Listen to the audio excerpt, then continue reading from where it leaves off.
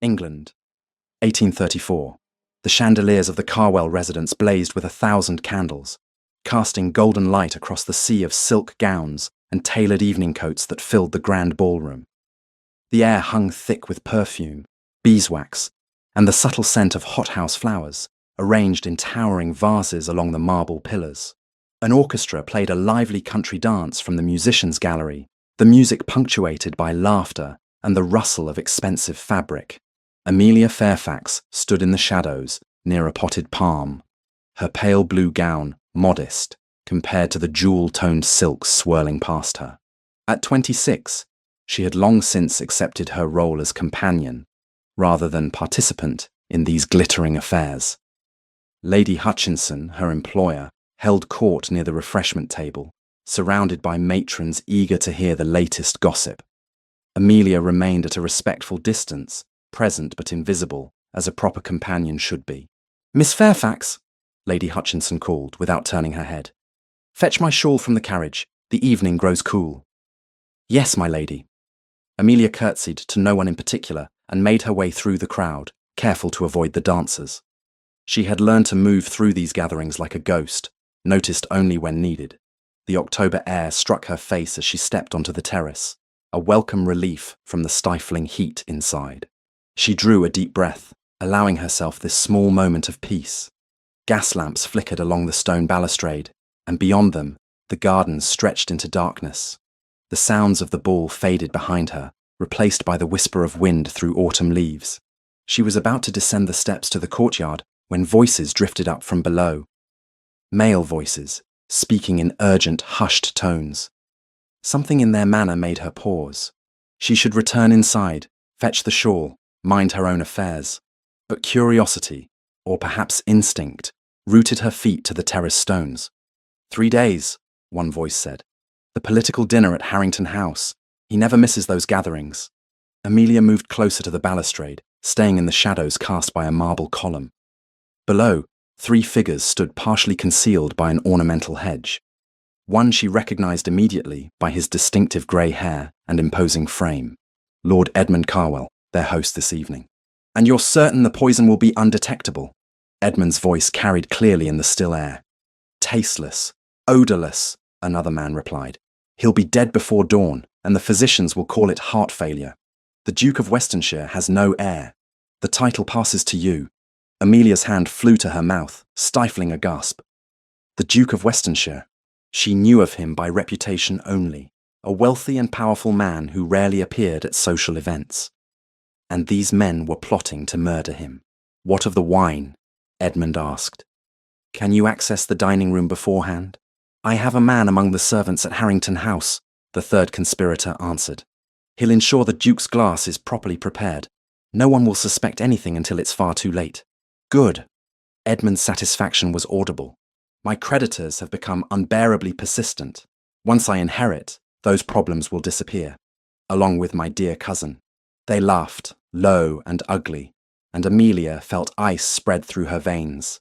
She needed to leave, to get back inside before they noticed her. But as she stepped backward, her heel caught on the hem of her gown. She stumbled, catching herself against the column with a sound that seemed impossibly loud in the quiet night. The voices below stopped abruptly. What was that? Up there, on the terrace. Amelia didn't wait to hear more.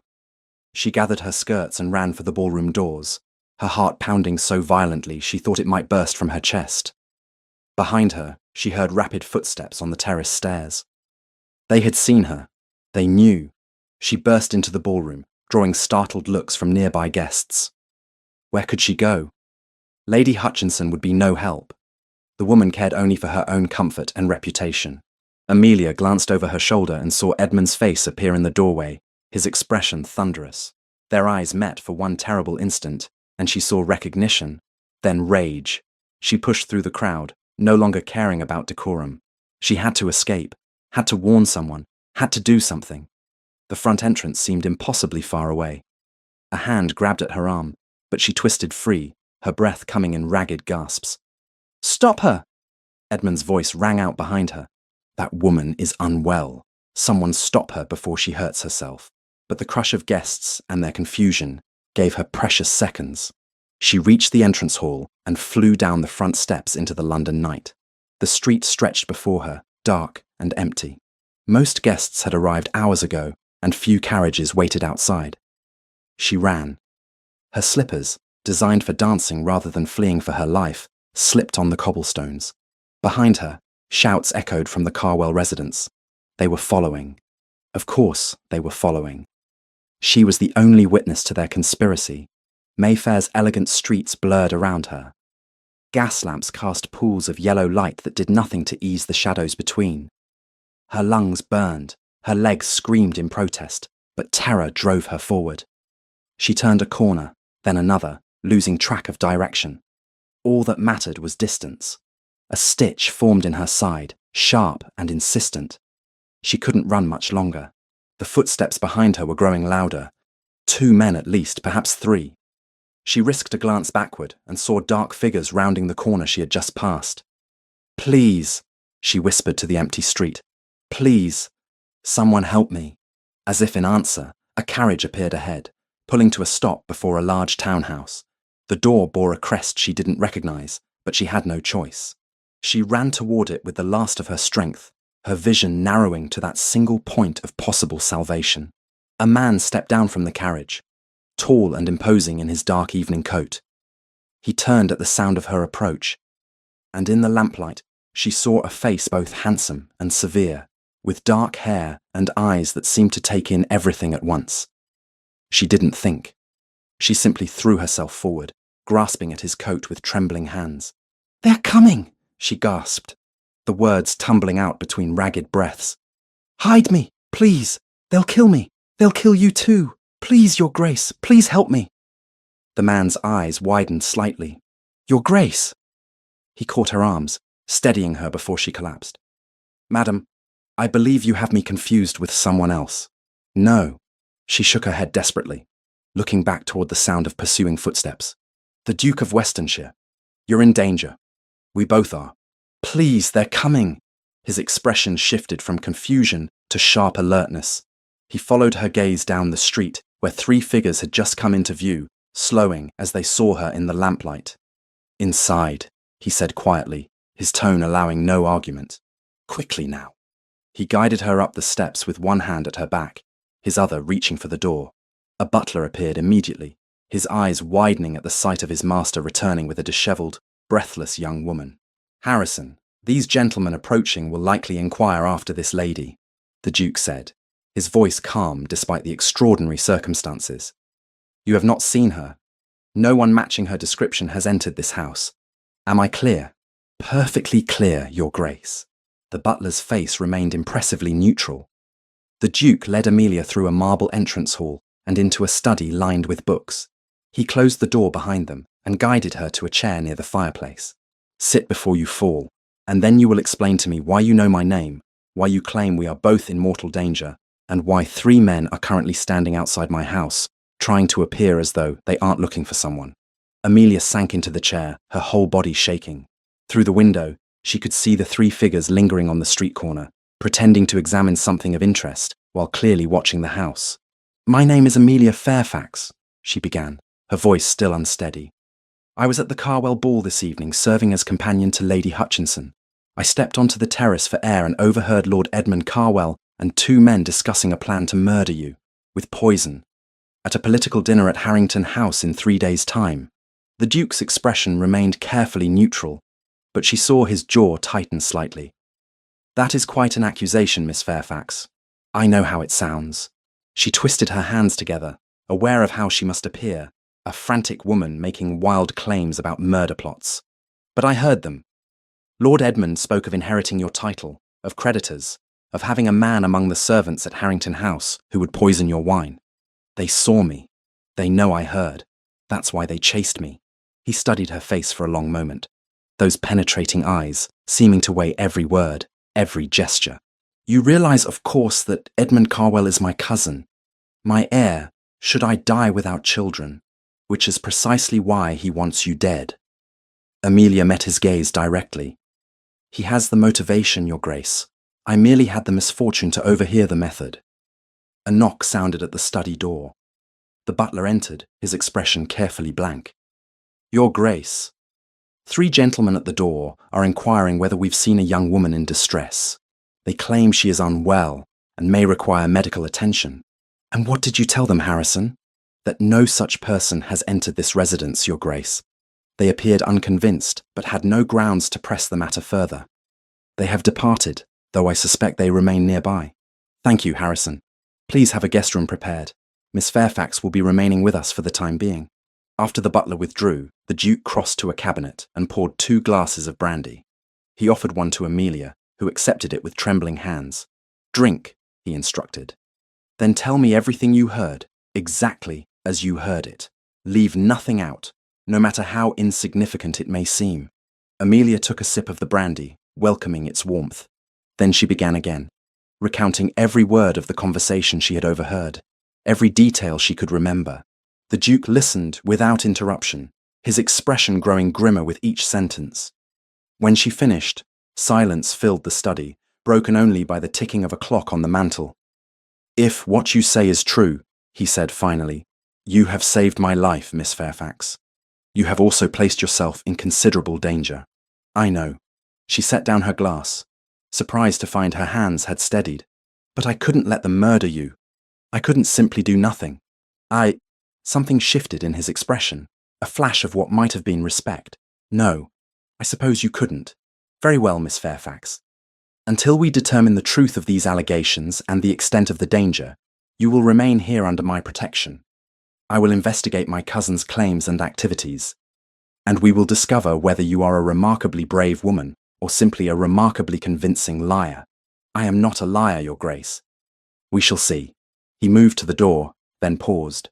For your sake, Miss Fairfax, I hope you are telling the truth. Because if Edmund truly did plan my murder, and if he believes you can expose him, then you have made yourself a very dangerous enemy indeed. As he left her alone in the study, Amelia stared into the fire, her mind racing. What had she done? She had fled into the night, thrown herself at a stranger's mercy, and accused a lord of murder. There was no going back now. Lady Hutchinson would dismiss her, society would shun her, and if the Duke didn't believe her, she would have nothing. But when she closed her eyes, she saw Edmund Carwell's face in the lamplight, heard his cold discussion of poison and inheritance. She had done the only thing she could. She had run toward a stranger in the dark, and now her fate rested entirely in his hands. The morning light filtered through heavy velvet curtains, casting soft shadows across the guest room where Amelia had spent a restless night. She had barely slept, every creak of the house making her start, every distant sound potentially heralding disaster. When a maid arrived with hot water and fresh clothing, Amelia accepted both gratefully, though she wondered where the garments had come from. They fit reasonably well, simple but well made, and she tried not to think about their previous owner. By the time she descended to the breakfast room, the Duke was already there, reading correspondence over his morning coffee. He rose when she entered, gesturing to the chair opposite his. Good morning, Miss Fairfax. I trust you slept adequately despite the circumstances. As well as could be expected, Your Grace. She took the offered seat, accepting tea from a footman whose expression revealed nothing of what he thought about this unusual guest. Christopher Vale set aside his letters and regarded her with those penetrating green eyes. In daylight, she could see him more clearly. He was perhaps 32, with dark hair that fell slightly across his forehead, and features that might have been carved from granite for all the emotion they revealed. Yet there was something about him that suggested depths beneath that controlled exterior. I have sent word to my solicitor, Mr. Morrison, he said without preamble. He will arrive within the hour. I wish him to hear your account firsthand and advise me on how best to proceed. Of course. Amelia's fingers trembled slightly as she lifted her teacup. Your Grace, about Lady Hutchinson. She will be expecting me to return this morning. When I don't appear, a message has already been sent, explaining that you have taken ill and are being cared for by a charitable household. It was vague enough to be proper, specific enough to discourage inquiries. Relief flooded through her. Thank you. That was thoughtful. It was practical, he corrected, though not unkindly. If Edmund believes you have disappeared without explanation, he may grow reckless in his search. Better to provide a plausible explanation for your absence. Mr. Morrison arrived shortly after breakfast, a distinguished man of perhaps 50, with silver hair and sharp, intelligent eyes. He listened to Amelia's account with the same grave attention the Duke had shown, occasionally asking questions to clarify details. "The timeline troubles me," Morrison said when she finished. 3 days until the political dinner. That gives us little time to investigate Lord Edmund's finances and associations. Then we begin immediately. Christopher rose, moving to his desk where he withdrew paper and pen. "I want to know everything about my cousin's debts, who he owes, how much, and how desperate he has become." Discreetly, Morrison. "Edmund must not know we're investigating." "Understood, Your Grace." "And the dinner at Harrington House? I will decline the invitation. Sudden illness, pressing estate matters, whatever excuse seems least suspicious." After Morrison departed to begin his inquiries, an awkward silence settled over the study. Amelia remained in her chair, uncertain of her role in this household that had so unexpectedly become her refuge. "Tell me about yourself, Miss Fairfax," Christopher said finally, settling into the chair opposite hers. "If we are to share this house while the matter is resolved, we might as well become acquainted." The request surprised her. She had expected to be kept hidden away, not invited into conversation with a duke. "There is little enough to tell, Your Grace. I am the daughter of Viscount Fairfax, though my father died 3 years ago. His debts were considerable, and what remained of the estate went to pay his creditors. I had no family willing to take me in, so I accepted the position as Lady Hutchinson's companion. That must have been difficult, to fall from your station so suddenly." "It was humbling," she admitted. "But I learned that dignity is not dependent on circumstances. One can maintain one's principles regardless of position." Something flickered in his expression, though she couldn't name it. "A mature philosophy for one so young. How old are you, Miss Fairfax?" 26, Your Grace." "You speak as though you were 60. But there was no mockery in his tone, only observation. "What became of your mother?" "She died when I was 14. Fever took her within a week. My father never recovered from the loss. I think that is when his gambling truly began, as if he could wager away his grief, along with his fortune." They sat in silence for a moment, the only sound the ticking of the mantel clock. Then Christopher rose and moved to the bookshelves that lined the walls. "Do you read, Miss Fairfax?" "When I can. Lady Hutchinson's library was limited, but I borrowed what I could from lending libraries." He selected a volume and handed it to her. "You may find this diverting while you remain here. Consider my library at your disposal. I find I have little patience for guests who cannot occupy themselves productively." The book was a collection of essays by Samuel Johnson. Amelia accepted it with genuine pleasure. "Thank you, Your Grace. This is most generous." "It is practical," he said again, but she thought she detected the ghost of a smile. Bored guests become troublesome guests. The days that followed fell into an unexpected rhythm. Morrison returned regularly with information gleaned from his inquiries. Christopher had been correct about Edmund's financial situation. His cousin owed staggering sums to various creditors, including several of London's more dangerous moneylenders.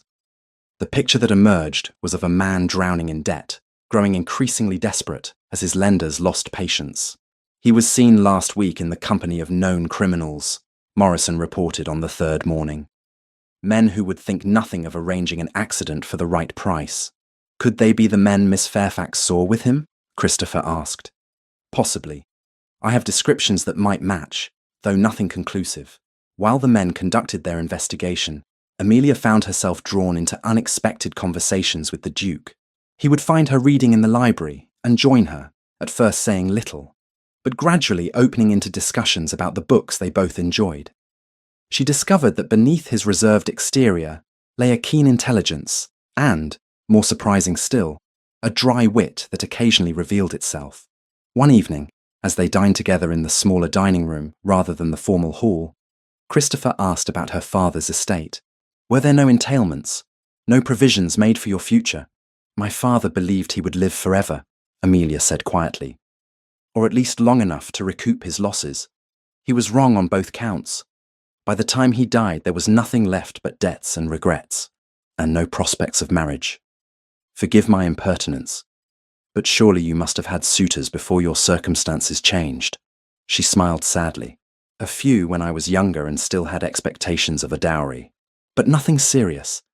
And after my father's death, well, A penniless woman of no particular beauty holds little appeal in the marriage market. You underestimate yourself, Miss Fairfax. The words were spoken quietly, almost absently, but they made her pulse quicken in a way she didn't quite understand. To cover her confusion, she turned the conversation to him. Morrison mentioned that you are a widower, Your Grace. Forgive me if that is too personal. His expression closed slightly, but he answered, My wife died 4 years ago, childbirth. Neither she nor the child survived. I am so sorry. It was a long time ago, but the pain in his voice suggested otherwise. I had thought never to marry again. The risk seemed too great, the cost too high. They finished their meal in contemplative silence, and afterward, Christopher suggested a game of chess in the library. As they played, Amelia found herself relaxing in his presence in a way she hadn't expected. There was something steady about him, something that made her feel safe despite the danger lurking beyond these walls. On the morning of what should have been the political dinner at Harrington House, Christopher informed her of his plan. I have sent word that I am unwell and cannot attend. However, I am dispatching a trusted man to observe. If Edmund truly intends to poison me, he may reveal himself when I fail to appear. And if he doesn't reveal himself, if he simply waits for another opportunity, then we will have bought ourselves time to gather more evidence. He paused, studying her face. You have been remarkably composed throughout this ordeal, Miss Fairfax. Most women of my acquaintance would have taken to their beds with hysteria. I have learned that hysteria solves nothing, Your Grace. One must face difficulties with clear eyes and steady nerves, regardless of one's fears. That evening, they waited together in the study for word from Christopher's investigator. The hours stretched interminably. Amelia tried to read, but found herself rereading the same paragraph repeatedly. Christopher paced before the fire, his usual composure fractured by tension. When the investigator finally arrived near midnight, his news confirmed Amelia's worst fears. Lord Edmund was present at Harrington House, Your Grace. He appeared agitated when informed of your absence. I observed him in conversation with one of the footmen, a man who later approached the sideboard where wine was being prepared. The footman was clumsy, knocked over a decanter. In the confusion, he palmed something small from his pocket and dropped it into another decanter. That particular wine was being reserved for the Duke of Westonshire, according to the servants I questioned afterward. You witnessed this? Christopher's voice was steel. I did, Your Grace, and I took the liberty of securing the contaminated decanter before anyone could be harmed. I brought it with me for examination. Christopher had the wine tested immediately by a physician he trusted. The results arrived the following morning. Arsenic, in quantities sufficient to kill. We have him, Amelia breathed, reading the physician's report over Christopher's shoulder. Surely this is enough to go to the magistrate. But Christopher's expression remained troubled. Edmund will claim he knew nothing of the poisoned wine. He will say the footman acted alone, perhaps hired by someone who wished to harm me, and the footman himself has conveniently disappeared. Morrison discovered this morning that the man fled London immediately after the dinner. But the investigator saw Edmund speaking with him. A conversation is not proof of conspiracy, Miss Fairfax. In a court of law, Edmund would claim they discussed nothing more consequential than the service of wine. Without the footman's testimony or witnesses, who can directly connect Edmund to the plot, we have only circumstantial evidence. Then what do we do? Christopher was silent for a long moment, staring at the physician's report. I confront him, privately, and I make it clear that I know what he attempted, and that if anything untoward happens to me in the future, evidence sufficient to hang him will be delivered to the proper authorities. But if he realizes I'm still here, still able to testify to what I heard, then your situation becomes even more dangerous than it already is. He met her eyes, and she saw genuine concern there. I will not lie to you, Miss Fairfax. This is far from over.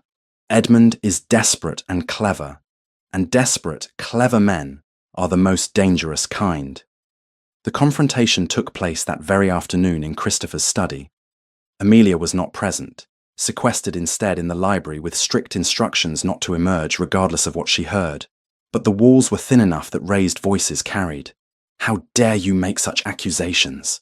Edmund's voice shook with rage. I am your cousin, your heir. This is unconscionable. What is unconscionable is your attempt to poison me at Harrington House. Christopher's tone remained level, coldly controlled. I have the wine, Edmund. I have witness testimony.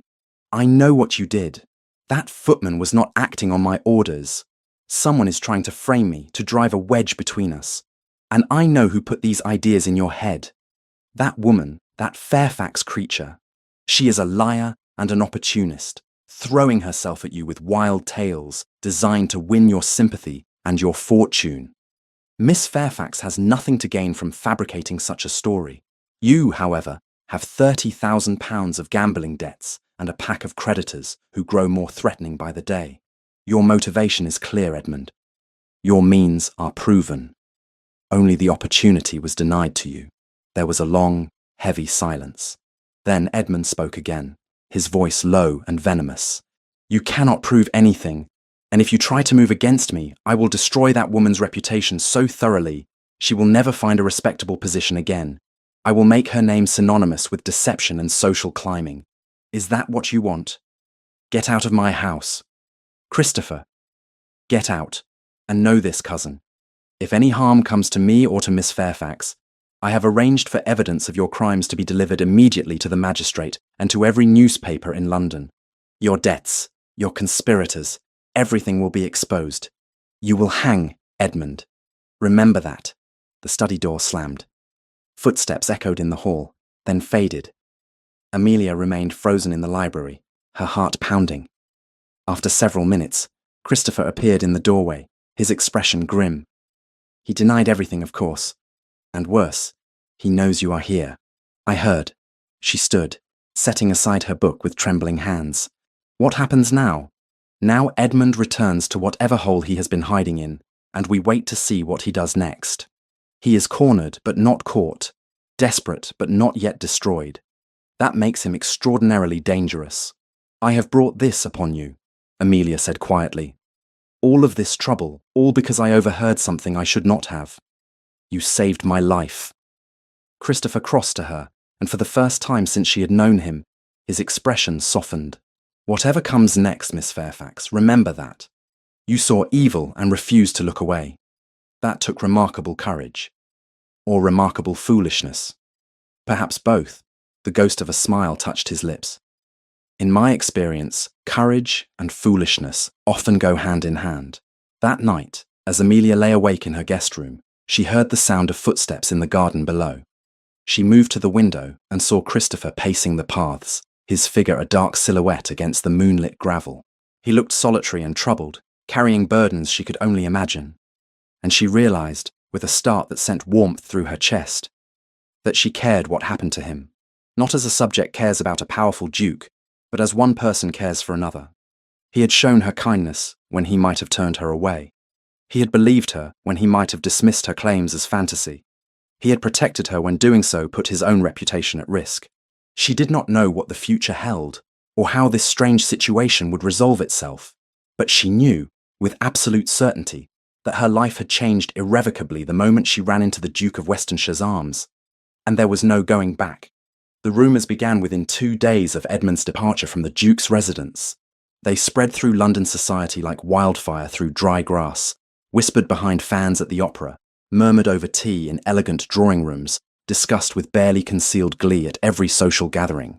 Miss Amelia Fairfax, the impoverished daughter of the late Viscount Fairfax, had become the Duke of Westonshire's mistress. The story varied in its details depending on who told it, but the essential elements remained constant. A desperate woman had thrown herself at a wealthy duke, and he, being a man, had taken advantage of what was so freely offered. Amelia learned of the gossip through a curt letter from Lady Hutchinson, delivered on the 5th morning of her stay at the Duke's residence. She read it alone in the breakfast room, her hands steady even as her heart constricted with each cruel line. My dear Miss Fairfax, it has come to my attention that you have been residing unchaperoned at the home of the Duke of Westonshire.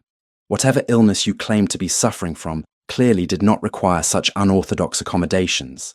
Your reputation is now so thoroughly compromised that I cannot, in good conscience, continue your employment.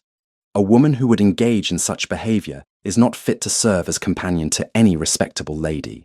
I trust you understand that this dismissal is effective immediately. Your belongings will be sent to whatever address you provide. I remain, though I can hardly claim it with sincerity, yours in disappointment, Lady Helena Hutchinson. Amelia set the letter down carefully, as though it were made of something fragile that might shatter if handled roughly. In truth, she felt as though she herself might shatter. In the span of a single week, she had gone from having very little to having nothing at all. No position, no prospects, no reputation worth salvaging. Bad news. Christopher's voice came from the doorway. He entered the breakfast room, his expression concerned as he took in her pale face. Lady Hutchinson has dismissed me. Amelia's voice remained remarkably steady. She has heard the rumours about my staying here. About us. Christopher's jaw tightened. Edmund's work, no doubt. He promised to destroy your reputation, and he has wasted no time in doing so. He has succeeded admirably. She folded the letter with precise movements. I have no position, no references, and now no good name. I am thoroughly ruined, Your Grace. He crossed to the sideboard and poured coffee, bringing a cup to her though she hadn't asked for it. Edmund believes he has cornered us both. You cannot leave here without means of support, and my reputation suffers alongside yours as long as you remain. Then I must leave. Amelia accepted the coffee, grateful for something to do with her hands. Perhaps I could travel to the country, find work where London's gossip has not yet reached. And how would you pay for such travel? How would you live until you found this hypothetical position? His tone was not unkind, merely practical. No, Miss Fairfax, leaving is not the answer. At least, not yet. Then what is the answer? I cannot remain here indefinitely. Every day I stay only confirms the rumours and deepens the damage to both our reputations. Christopher took the seat across from her, his expression thoughtful. We will find a solution, but in the meantime, you are my guest, and you will remain so until we determine the best course forward. The weeks that followed took on a strange, suspended quality. Amelia remained largely confined to the house and its private gardens, venturing out only in the closed carriage for brief drives when the risk of being seen was minimal. Christopher's staff, to their credit, treated her with unfailing courtesy, as though there were nothing unusual about a young woman living unchaperoned under the Duke's roof. The autumn gardens became her refuge. November had painted the leaves in shades of amber and crimson, and the air carried the scent of wood smoke and dying flowers. She would walk the gravel paths for hours, breathing the cool air and trying not to think about the future that grew murkier with each passing day. Christopher often joined her on these walks. At first, his presence was merely courteous, the host checking on his guests' welfare. But gradually, their conversations deepened, moving beyond pleasantries into territory that felt dangerously intimate. Tell me what you miss most about your former life, he asked one afternoon, as they paused beside a fountain, where bronze nymphs poured water from stone urns. Amelia considered the question. The library at my father's estate. It was not large, but every volume was carefully chosen. I knew exactly where to find each book, and on dark winter afternoons, I would lose myself completely in those pages. What did you read? Everything. History, poetry, philosophy. My father encouraged my education, even when others suggested it was unnecessary for a woman. He believed knowledge was never wasted, regardless of one's station or gender. Christopher nodded slowly. He sounds like a wise man, despite his other failings. He was complex, Amelia said quietly, capable of great insight and terrible judgment in equal measure. I loved him desperately, even as I watched him destroy everything we had. They continued walking, their steps synchronized on the gravel. Christopher's hands were clasped behind his back, his profile serious in the fading afternoon light. I told you my wife died in childbirth, he said abruptly. What I did not tell you was that I blamed myself for years afterward. I convinced myself that had I been more attentive, more present, somehow, I might have prevented her death. That is a heavy burden to carry. It is an irrational burden, according to the physicians I consulted. They assured me that nothing I could have done would have changed the outcome. But guilt is not a rational thing, Miss Fairfax. It persists regardless of logic. She looked at him carefully, seeing the pain beneath his controlled exterior. Is that why you have remained unmarried? Because you fear history repeating itself? Partly. And partly because I have never met a woman whose company I found sufficiently compelling to risk that pain again. He paused, then added with careful emphasis, until recently. The words hung between them, weighted with meaning Amelia dared not examine too closely. She felt heat rise in her cheeks and was grateful for the dimming light that might hide her reaction. Their evenings were spent in the library, a vast room lined floor to ceiling with leather-bound volumes. They would sit in comfortable chairs before the fire, reading in companionable silence or discussing whatever book had captured their attention that day. "Have you read Wordsworth?" Christopher asked one evening, holding up a slim volume. "Some of his work. I found Tintern Abbey particularly moving." "Then you will appreciate this." He read aloud, his voice transforming the familiar words into something new. "Nature never did betray the heart that loved her." "Do you believe that?" Amelia asked when he finished. "That nature offers a kind of moral truth that society does not?" "I believe that in the natural world, things are what they are without pretense or deception. A storm does not pretend to be sunshine. A winter does not masquerade as spring. There is honesty in that simplicity. Whereas in society, everything is performance and illusion." "Exactly." He set the book aside. "You understand that better than most, I think. You have lived on both sides of society's arbitrary lines, seen how quickly circumstances can transform one's position." Their chess games became a regular evening ritual. Christopher proved to be a formidable opponent, thinking several moves ahead and exploiting weaknesses in Amelia's defenses with ruthless efficiency. "You play aggressively," she observed one evening after he captured her queen. "Most gentlemen allow ladies to win occasionally." "I am not most gentlemen, Miss Fairfax, and you strike me as someone who would find false gallantry insulting rather than flattering." "You are correct." She studied the board, looking for some way to salvage her position. "Though a small measure of mercy might not go amiss. Mercy has no place in chess, or in life, unfortunately." He moved his rook, placing her king in an inescapable position. "Checkmate." Amelia laughed despite her defeat. "You are a ruthless opponent, Your Grace. And you are a gracious loser, which is a far rarer quality."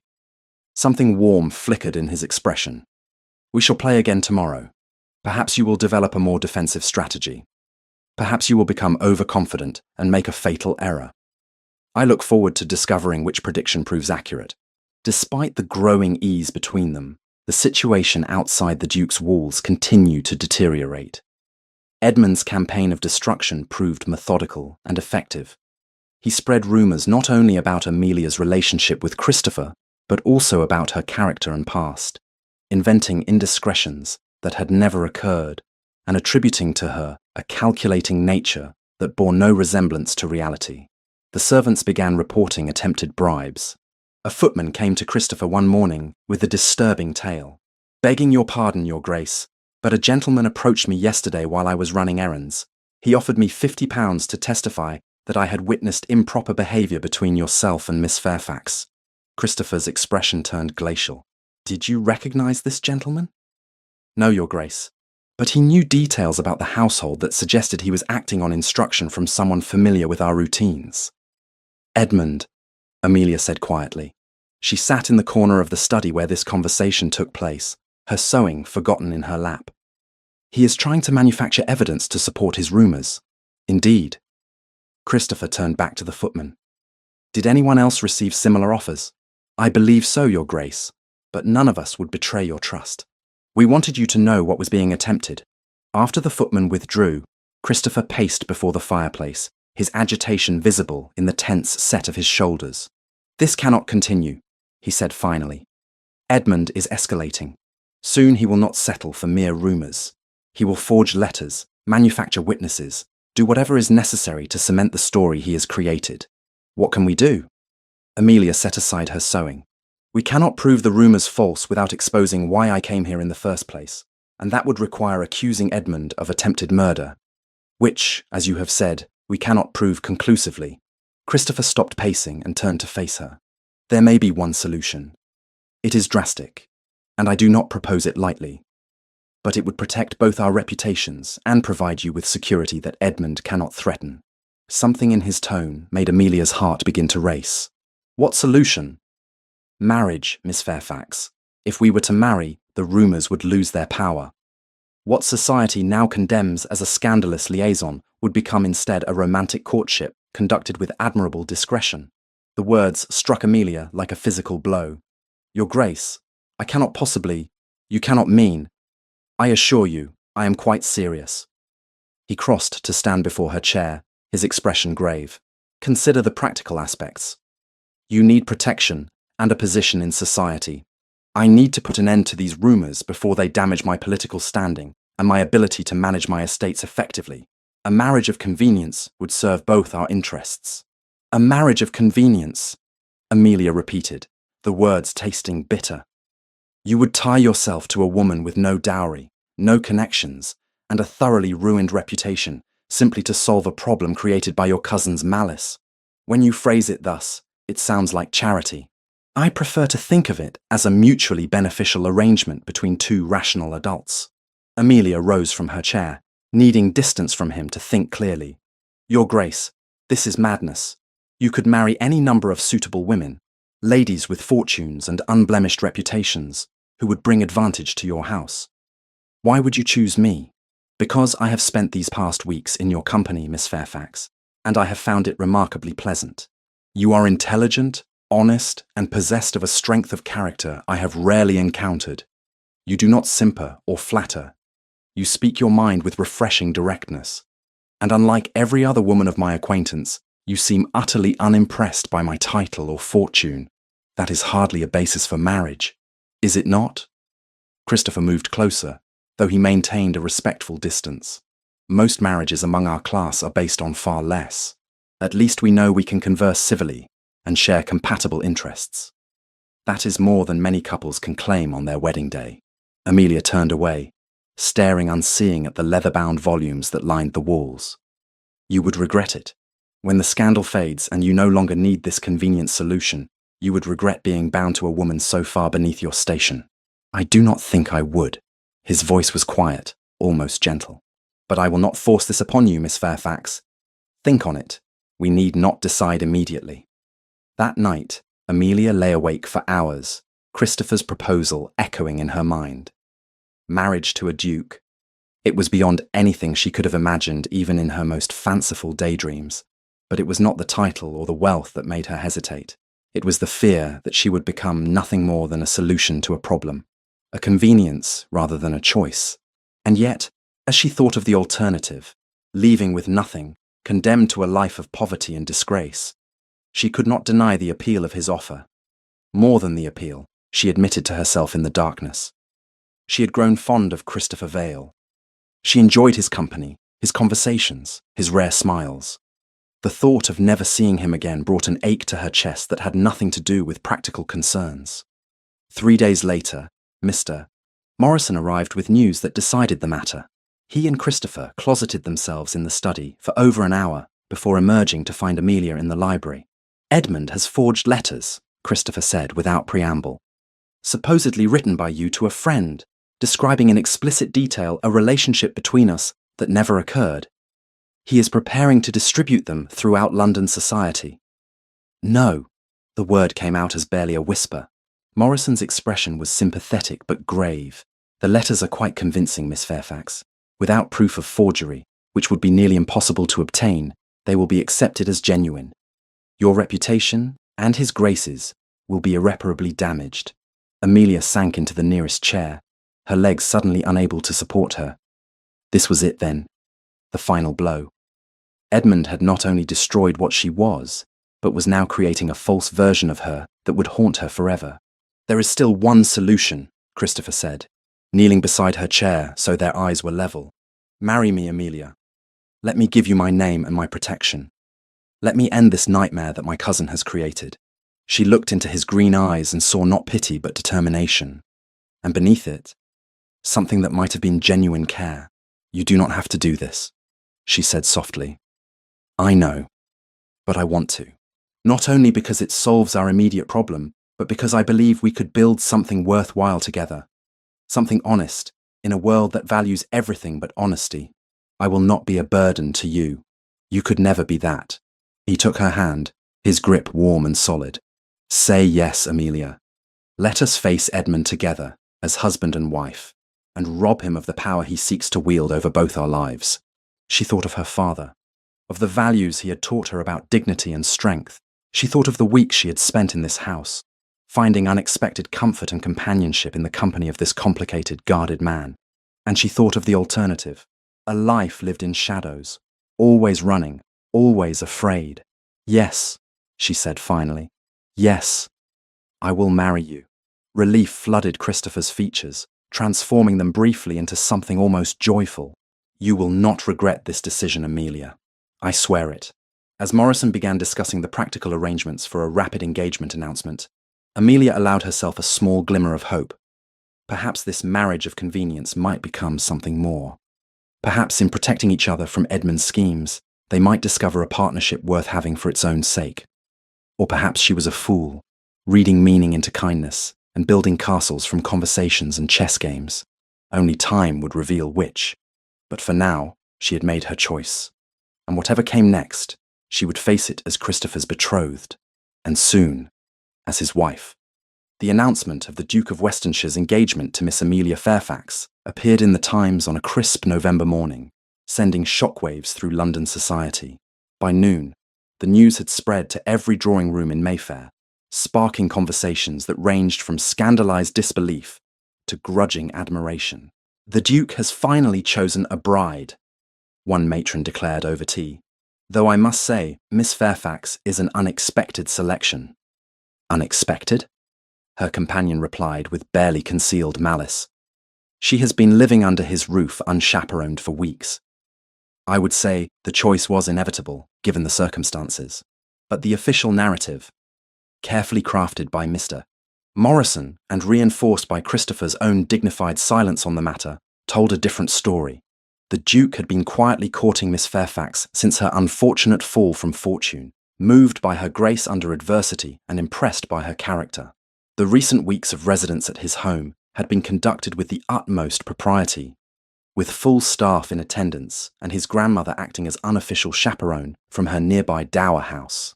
It was a fiction, but a plausible one, and society, faced with a Duke's unassailable reputation and his clear intent to marry the woman in question, had little choice but to accept it. Edmund Carwell received the news in his cramped lodgings near Covent Garden, where he had retreated after his creditors made his previous residence untenable. He read the announcement 3 times, his face growing progressively darker with each reading. "He is making her a duchess," Edmund said to the empty room, his voice shaking with rage. "That scheming woman has played him perfectly, and now she will have everything. The title, the fortune, the protection of his name." He crumpled the newspaper in his fist, then smoothed it out again with trembling fingers. His plan had failed. Worse than failed. It had driven Christopher directly into the arms of the one person who could testify against him. Once Amelia became the Duchess of Westonshire, she would be untouchable, her word carrying the weight of her husband's power and position. Unless, Edmund thought, she never lived to take those vows. At the Duke's residence, Amelia stood in the centre of her guest room, while a modiste took her measurements for the wedding gown. The woman, Madame Bouchard, was one of London's most sought-after dressmakers, and her presence was itself a statement of the Duke's regard for his bride. "The silk from Paris will be perfection on you, Miss Fairfax," Madame Bouchard said, her accent thick but her English precise. "With your colouring, the ivory will bring out the gold in your hair and the clarity of your eyes. You will be ravissante." "Thank you," Amelia replied, though she felt oddly disconnected from the proceedings. It seemed impossible that in less than 2 weeks she would be standing before a priest in that silk gown, promising to love and honour a man she had known for barely a month. After the modiste had departed with her measurements and a substantial deposit, Charlotte, Christopher's grandmother, arrived for tea. The Dowager Duchess was a formidable woman of 70, with silver hair arranged in an elegant style and blue eyes that missed nothing. "So," she said without preamble once they were alone in the sitting room, "you are to be my grandson's wife. Tell me, child, do you love him?" The directness of the question startled Amelia into honesty. "I do not know him well enough to claim love, Your Grace, but I respect him greatly, and I find his company agreeable. I hope that affection might grow with time. An honest answer, at least." The dowager sipped her tea thoughtfully.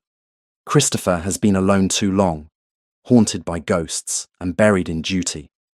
His first marriage was arranged by his father, a cold union that produced more misery than joy. When she died, I think part of him was relieved, though he would never admit it. The guilt he carries is not for failing to love her, but for not grieving her loss as deeply as he believes he should. Amelia absorbed this information, seeing Christopher in a new light. He told me he blamed himself for her death. He blames himself for everything. It is his nature to carry the weight of the world on his shoulders. The dowager set down her cup and fixed Amelia with a penetrating stare. But you, I think, might help him set down that burden. You have strength in you, child. I see it in the way you hold yourself, despite everything you have lost. Do not let society's opinions or Edmund's schemes make you doubt your worth. You will make a fine duchess. The words brought unexpected tears to Amelia's eyes. Thank you, Your Grace. That means more than I can express. Over the following days, Amelia saw Christopher more frequently as they navigated the preparations for their wedding. He took her to meet his solicitor to review the marriage settlements, which proved breathtakingly generous. She would have her own income, substantial enough to maintain independence, and properties that would remain hers regardless of what happened to their marriage. You are being far too generous, she protested after reading the documents. I am being fair, Christopher corrected. You are entering this marriage with nothing through no fault of your own. These provisions simply restore what fate and circumstance took from you. One evening, as they dined together in the smaller dining room that had become their regular meeting place, Christopher spoke more candidly about his first marriage than he had before. Caroline was 17 when we married, he said, staring into his wineglass. I was 23, and convinced I knew what marriage should be. We barely knew each other, had met perhaps 5 times before the wedding. My father arranged it because her dowry was substantial and her family connections useful. Did you come to care for her? Amelia asked gently. I tried. She was sweet-natured but fragile, both physically and emotionally. She cried easily, took to her bed frequently with nervous complaints. I did not know how to reach her, how to bridge the distance between us. And then she conceived, and I thought perhaps the child would give us common ground, something to build a real partnership around. His voice dropped. Instead, it killed her. 30 hours of labor, and in the end, neither she nor the baby survived. I stood outside that room and listened to her screaming, and I could do nothing. Nothing. Amelia reached across the table and took his hand. He did not pull away. It was not your fault, Christopher. You could not have prevented what happened. My mind knows that. My heart has been slower to accept it. He turned his hand over, lacing his fingers through hers. But speaking with you these past weeks has helped.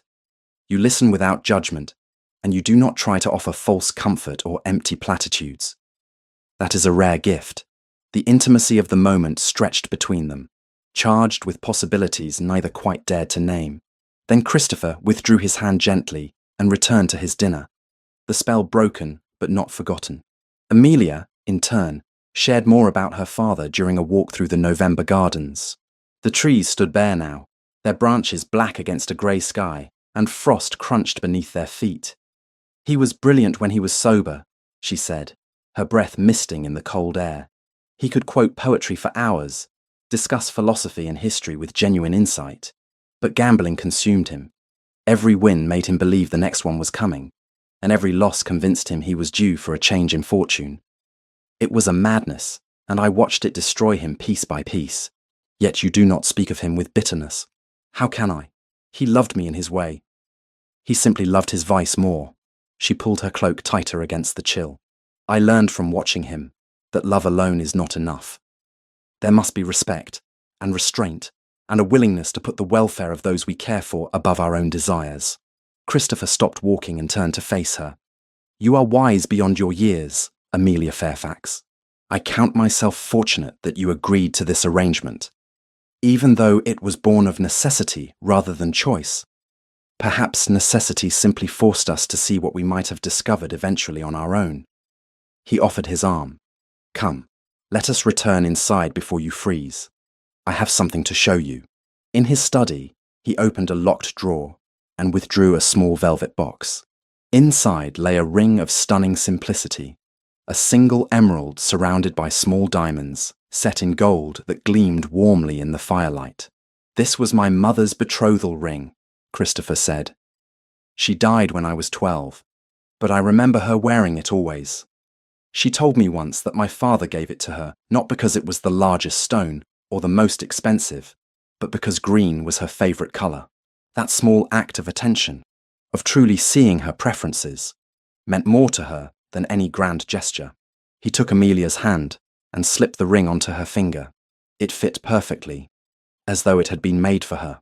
I offer it to you not as a symbol of what we are now, but of what we might become.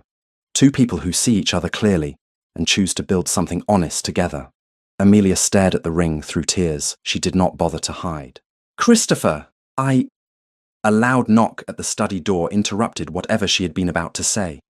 Mr. Morrison entered, his face pale and his usually impeccable composure shattered. Your Grace, I apologize for the intrusion, but there is urgent news. Edmund has been seen purchasing passage on a ship to the continent. He is planning to flee England. When does the ship depart? Christopher's voice turned sharp as steel. Tomorrow evening. But Your Grace, there is more. My sources indicate he has hired men to... Morrison glanced at Amelia, clearly reluctant to continue.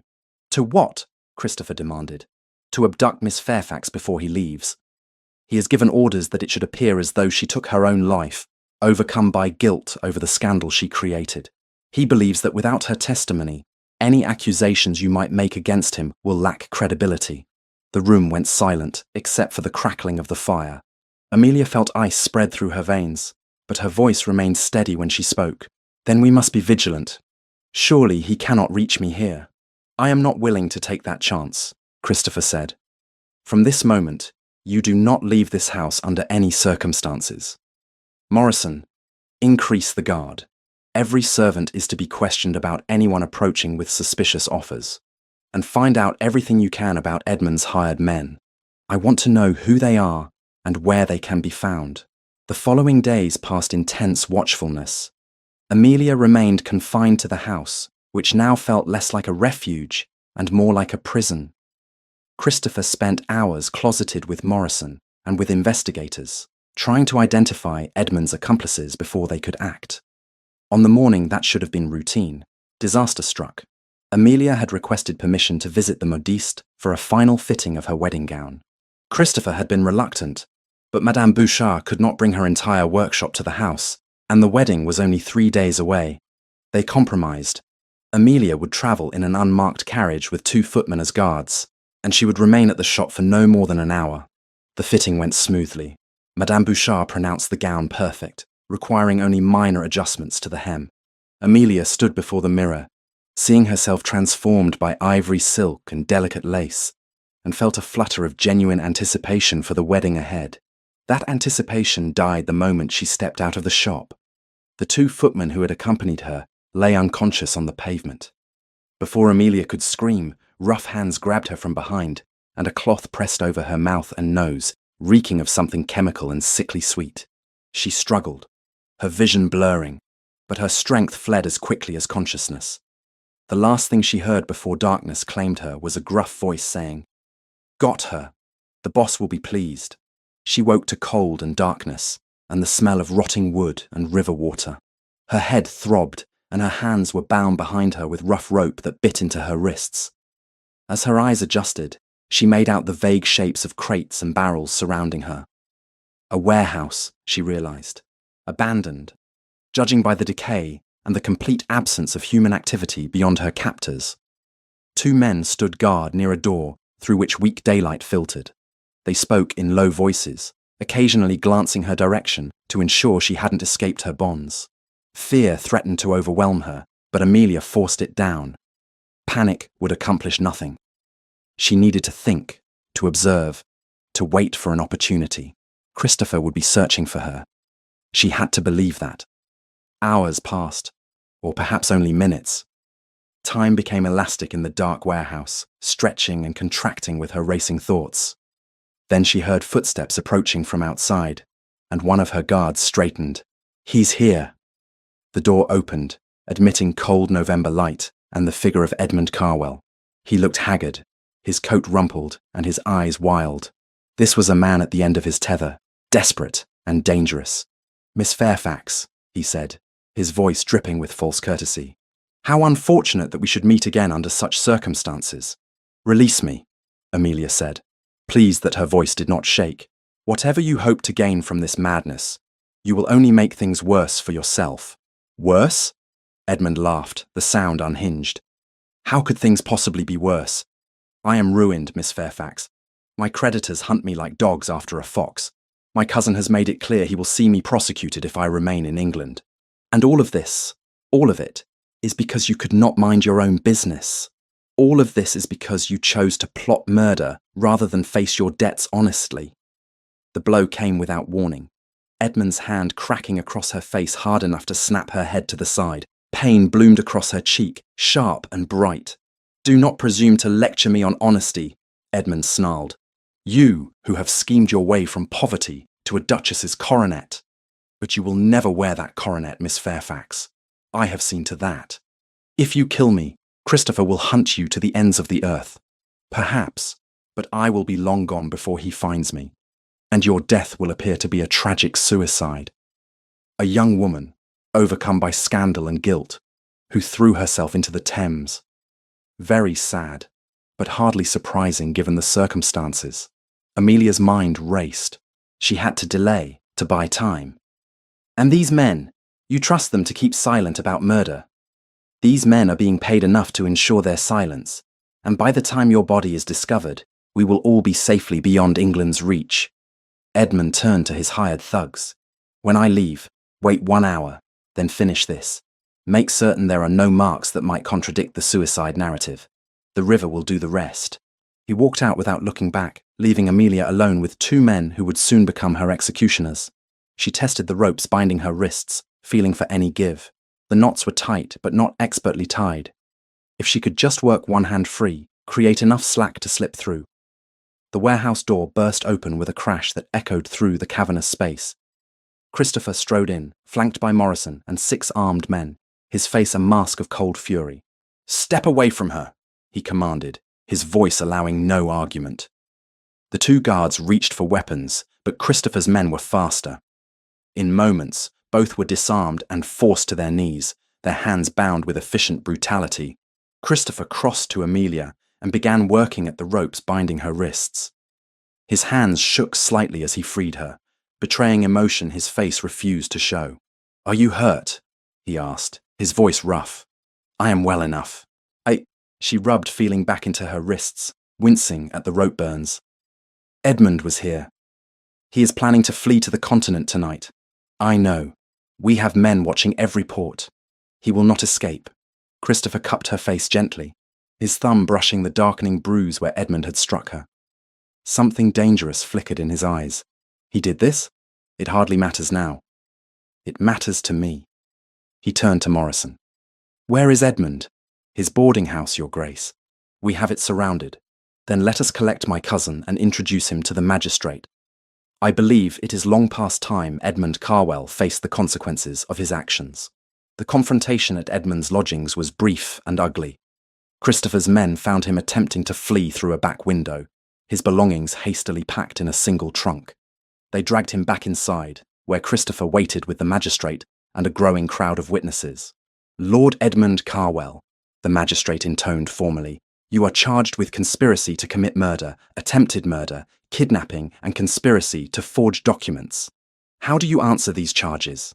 Edmund's face cycled through emotions: rage, fear, defiance, despair. Finally, he seemed to deflate, all fight draining from him. "I answer that I am a dead man regardless of what I say," he replied bitterly. "Christopher has won. He always wins." "No, Edmund," Christopher said quietly. "You lost. You lost the moment you chose ambition over honor, deception over honesty. I have won nothing but the burden of seeing my own cousin destroyed by his greed." As the magistrate's men led Edmund away in chains, Christopher turned to Amelia, who had insisted on being present for his capture despite her ordeal. "It is finished," he said simply. She took his hand, lacing her fingers through his. "Yes, now we can begin." Morrison had warned them that the trial would not be swift. There would be investigations and arguments, and no shortage of public curiosity. They could have waited for the verdict, suspended between past and future. Instead, they chose to mark, in the clearest way possible, that Edmund Carwell no longer held any claim over either of their lives. 3 days later, as planned, Amelia Fairfax became the Duchess of Westonshire in a private ceremony at the chapel on Christopher's Kent estate. She wore the ivory silk gown that had nearly been her shroud, and on her finger gleamed the emerald ring that symbolized not what they were, but what they might become. As Christopher spoke his vows, his voice steady, and his eyes never leaving hers, Amelia realized that this marriage of necessity had transformed into something far more precious, a partnership built on honesty, respect, and the shared understanding of two people who had faced darkness together and chosen light. When the priest pronounced them husband and wife, Christopher kissed her gently, a promise rather than a claim, and Amelia kissed him back, no longer afraid of what the future might hold. They had survived Edmund's schemes. Together, they could survive anything. The January sky over Westonshire Park was a pale, brittle blue the morning Edmund Carwell was taken from London in irons. News of the verdict travelled faster than the prison wagon. By the time the heavy doors closed behind him at Newgate, every drawing room that mattered had heard that Lord Edmund, cousin to the Duke of Westonshire, had been convicted on all counts. The official notices listed the charges in cold, impersonal ink: conspiracy to commit murder, attempted murder by poison, kidnapping, and conspiracy to forge documents. For Amelia, the end came in fragments. Morrison's tight, controlled summary of the sentence, the distant clang of the prison bell when she and Christopher left the Old Bailey, the way Londoners stepped aside in the street to allow the Duke and his future Duchess to pass. People watched them with open curiosity now, not merely because of the scandal, but because they had stood in a court of law and faced down the man who had tried to destroy them. They returned to Westonshire Park that same day, the carriage wheels crunching over frozen gravel. The great house rose out of the winter landscape, familiar and solid, a place that had begun to feel less like a sanctuary borrowed on sufferance, and more like a future she might dare to claim. The wedding was set for 1 week later. It was Christopher's decision to keep the ceremony small and private. There would be no London church overflowing with curious faces, no society crowd pressing in to watch. Instead, he chose the chapel that stood on a gentle rise behind the main house, its weathered stone walls bearing the marks of centuries. Inside, the air always smelled faintly of beeswax and old prayers. On the morning of the wedding, Amelia dressed in a room that had been hastily transformed from guest chamber to bridal suite.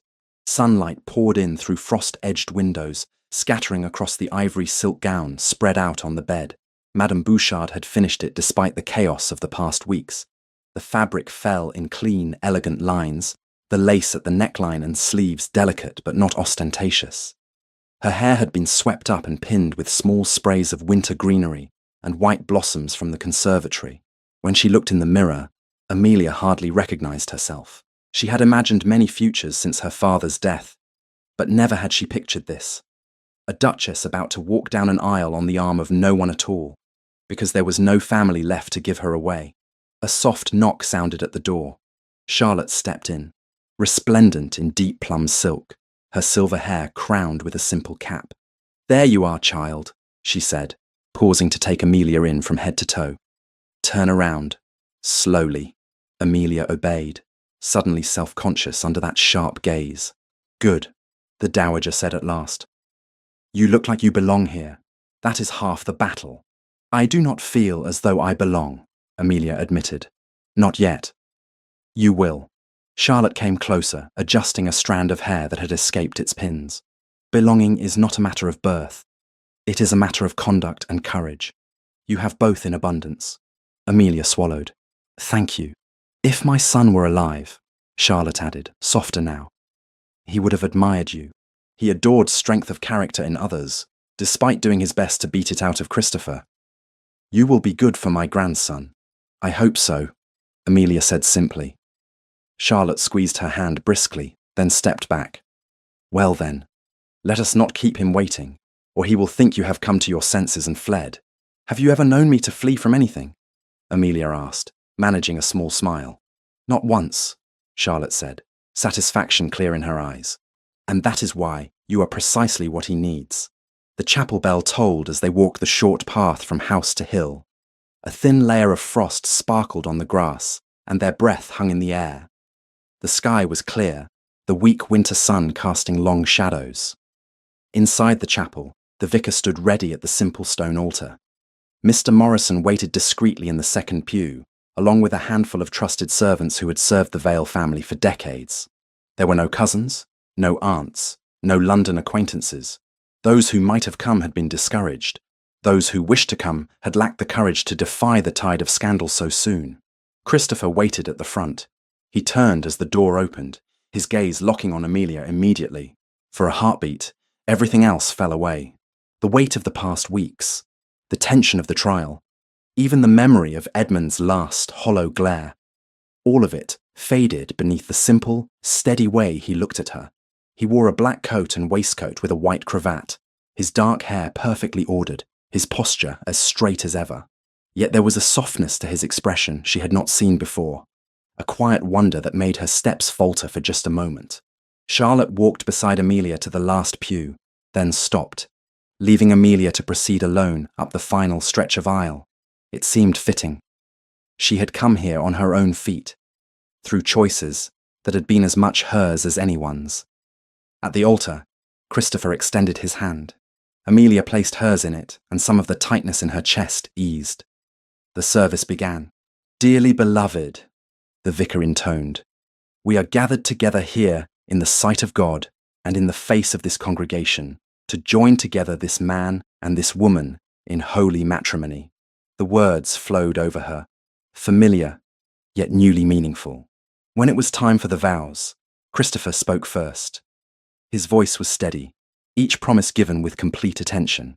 "I, Christopher James Vale, take thee, Amelia Elizabeth Fairfax, to be my wedded wife," he said, "to have and to hold from this day forward, for better for worse, for richer for poorer, in sickness and in health, to love and to cherish, until death us do part."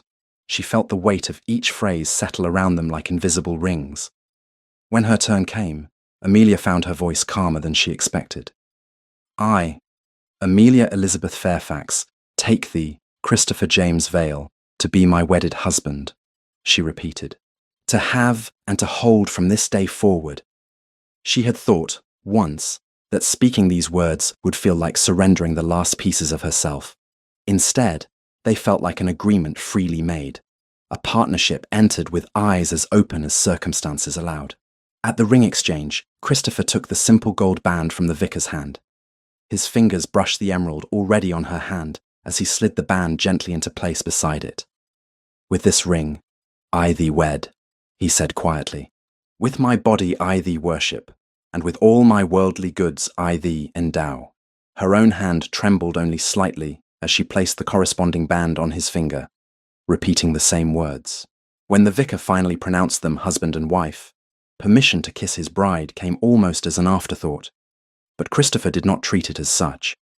He lifted her veil with careful hands and leaned in, his lips brushing hers in a kiss that was gentle and sure, without haste or spectacle. It felt like a seal on an agreement already made in the crucible of danger. "Your Grace," he murmured with the faintest hint of a smile as they turned to face the small assembly. "Or perhaps I should say, my lady wife, Christopher," she corrected softly. "If we are to attempt honesty, titles are a poor place to begin." The wedding breakfast that followed was modest by ducal standards, but intimate in a way Amelia found unexpectedly comforting. They gathered in the morning room, where the tall windows overlooked Winterbear Gardens and the lake beyond. The long table held more silver and crystal than she had seen in her life, yet the faces around it were familiar. Morrison, Charlotte, Mrs. Langley, the housekeeper, the butler who had helped save her on that first night, a few senior servants whose presence spoke volumes about where Christopher believed true loyalty resided. Toasts were raised, not the raucous, half-meaningless ones of large society weddings, but brief, heartfelt speeches. Morrison stood and cleared his throat. "Your Grace," he said, including them both in the title, "I have had the honour of serving the House of Westonshire for nearly 3 decades. I have seen its fortunes rise and fall, its members falter and redeem themselves. Today I am gladder than I can express to see this house gain not only a mistress, but a partner equal to any challenge it may face. To the Duke and Duchess." "To the Duke and Duchess," the others echoed. Charlotte's toast came last.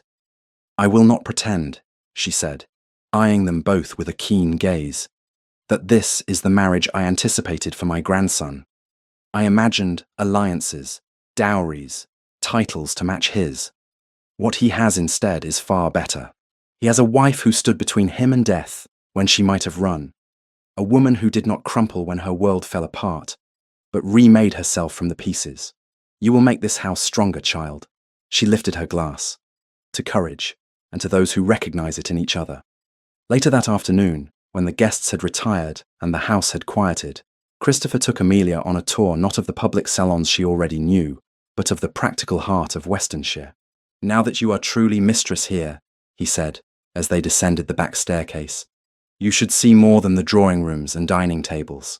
They visited the kitchens first, a cavern of warmth and ordered chaos. Copper pots gleamed on the walls, the air fragrant with bread and roasting meat. Mrs. Harlow, the cook, curtsied deeply when introduced to Her Grace, then immediately began listing Christmas preparations, as though Amelia had always been part of the planning. From the kitchens they moved to the still room, the laundry, the pantries where Mrs. Langley explained inventories and deliveries. Amelia listened attentively, making mental notes, asking questions that proved she understood more about the running of a house than her former circumstances might suggest. I helped manage my father's estate after my mother died, she explained, when Christopher glanced at her with faint surprise.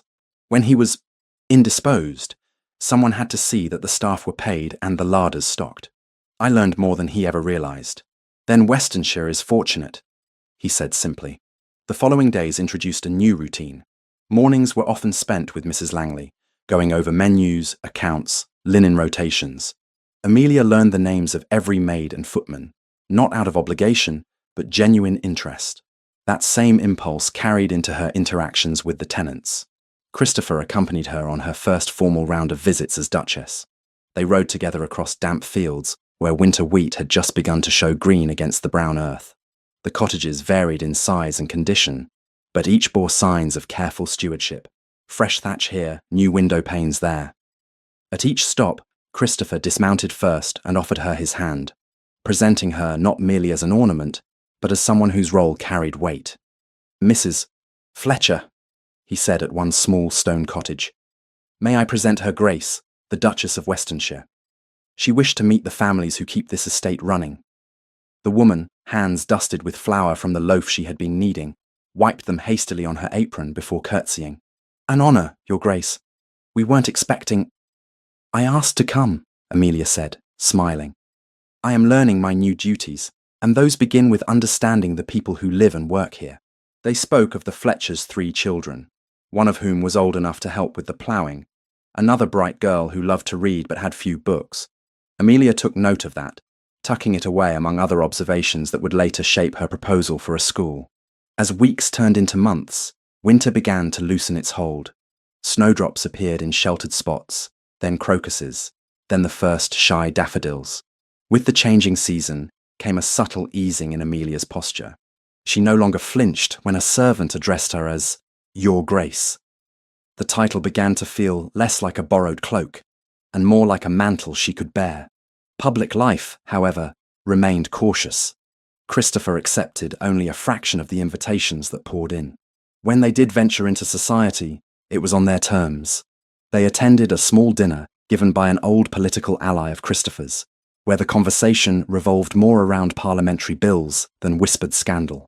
At a musicale hosted by a country neighbour, Amelia's gracious reception and intelligent remarks about the performance did more to rehabilitate her image than any official notice could have done. It was at one such gathering, on a mild evening in early spring, that Amelia overheard a remark that crystallized how far they had come. I confess, a baroness murmured to her companion behind a fluttering fan. I expected her to be either brazen or simpering. Instead, she conducts herself with more dignity than half the women born to such rank. Well, the companion replied, she had to earn what the rest of us were simply given. That leaves its mark. If the word stung at all, Amelia hid it well. Later, in their carriage home, she mentioned the exchange to Christopher with wry amusement rather than pain. They are not entirely wrong, she said.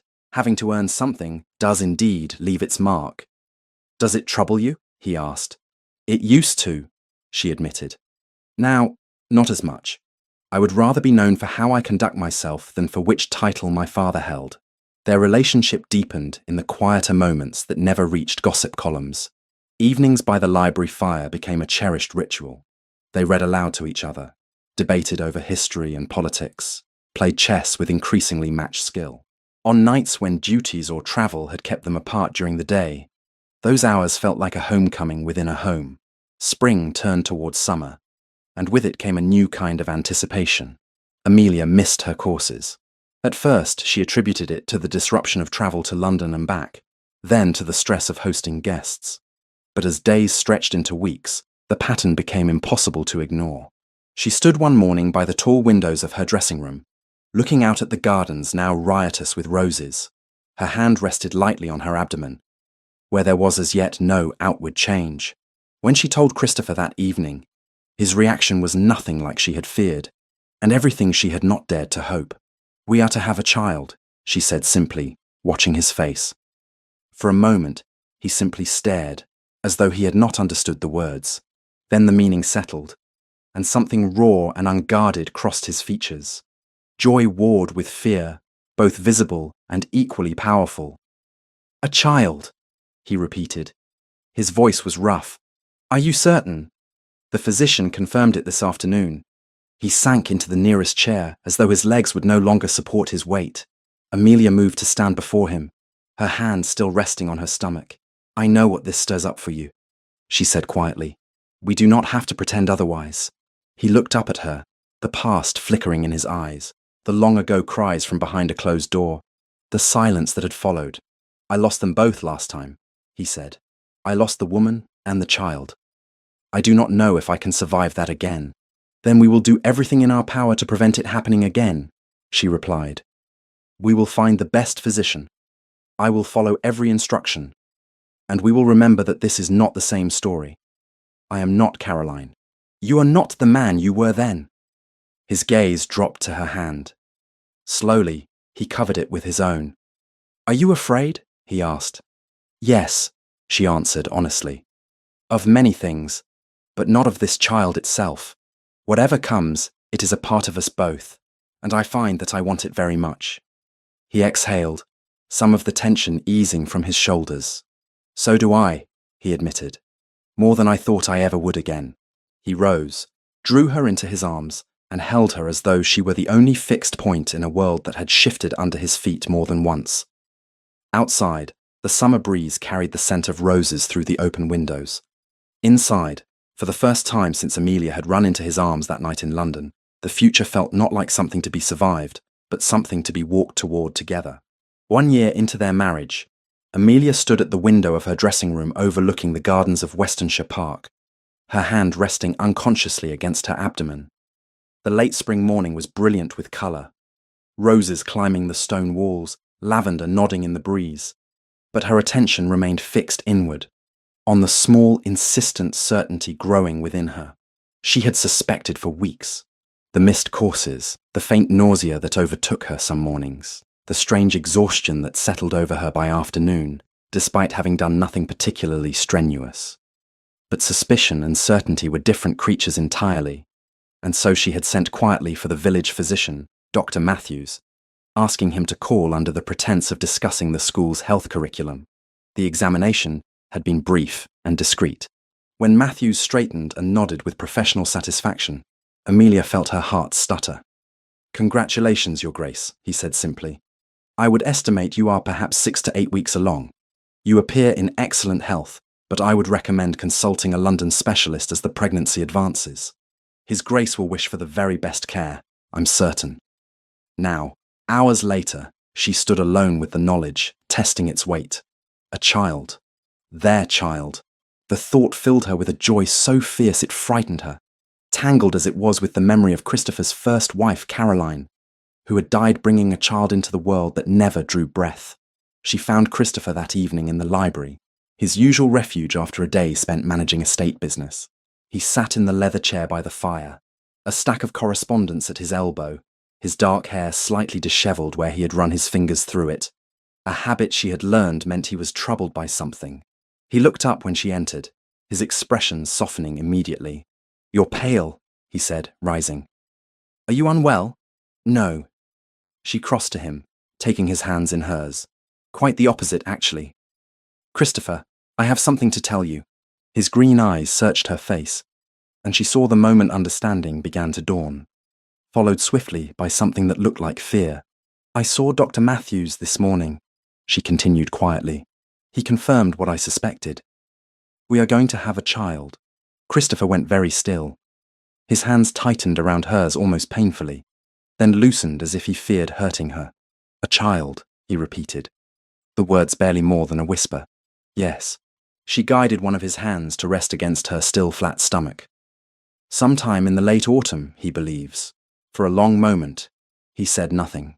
She watched emotions flicker across his face. Joy, terror, hope, and beneath it all, the shadow of old grief. When he finally spoke, his voice was rough. "The last time," he broke off, swallowing hard. "Caroline, she was so fragile, and I did not know how to help her. The labor went on for more than a day, and there was nothing I could do. Nothing. I stood outside that room and listened to her screaming, and when it finally went quiet, I knew. Before they even told me, I knew they were both gone." Amelia drew him down to sit beside her on the settee, keeping his hand pressed against her. "I am not Caroline," she said gently but firmly. "My constitution is stronger, and we will take every precaution. We will bring in the best physician London has to offer. You will not lose me, Christopher. I will not allow it." He let out a breath that might have been a laugh or a sob. "You say that as though sheer determination can overcome any obstacle." "It has served me well thus far," she pointed out. "I ran into the arms of a stranger to escape murderers. I married a duke to salvage my reputation. I think I can manage childbirth." This time he did laugh, though it was strained. He pulled her into his arms, holding her as though she were something infinitely precious and infinitely fragile. "I am terrified," he admitted against her hair. "So am I," she whispered. "But I am also happy. Are you not at least a little happy?" He drew back enough to look at her, and now she saw it clearly, the joy beneath the fear. "More than I have words for," he said. "I thought I would never have this again, never dare to have this again, and now we will have it together," she finished. "And whatever comes, we will face it as we have faced everything else." True to his word, Christopher summoned London's most renowned physician within the week. Dr. Atherton was a man in his late 50s with greying temples and a calm, authoritative manner that inspired confidence. He examined Amelia thoroughly, asked detailed questions about her health history, and listened with grave attention when Christopher outlined what had happened during Caroline's labour. "Medical practice has advanced considerably in the past 4 years, Your Grace," Atherton said when Christopher finished. "What you describe sounds like a case where intervention should have been made far earlier. I assure you we will not repeat those errors. Her Grace appears robust, and I see no reason to expect complications. However, I will visit monthly to monitor the pregnancy's progress, and you must send for me immediately if anything seems amiss."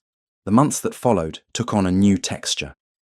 Amelia continued her duties as Duchess, but with modifications: shorter walks, no horseback riding, more frequent rests. Christopher was attentive without being suffocating, though she sometimes caught him watching her with an intensity that spoke of barely controlled anxiety. The morning sickness passed after the first months, and Amelia's energy returned.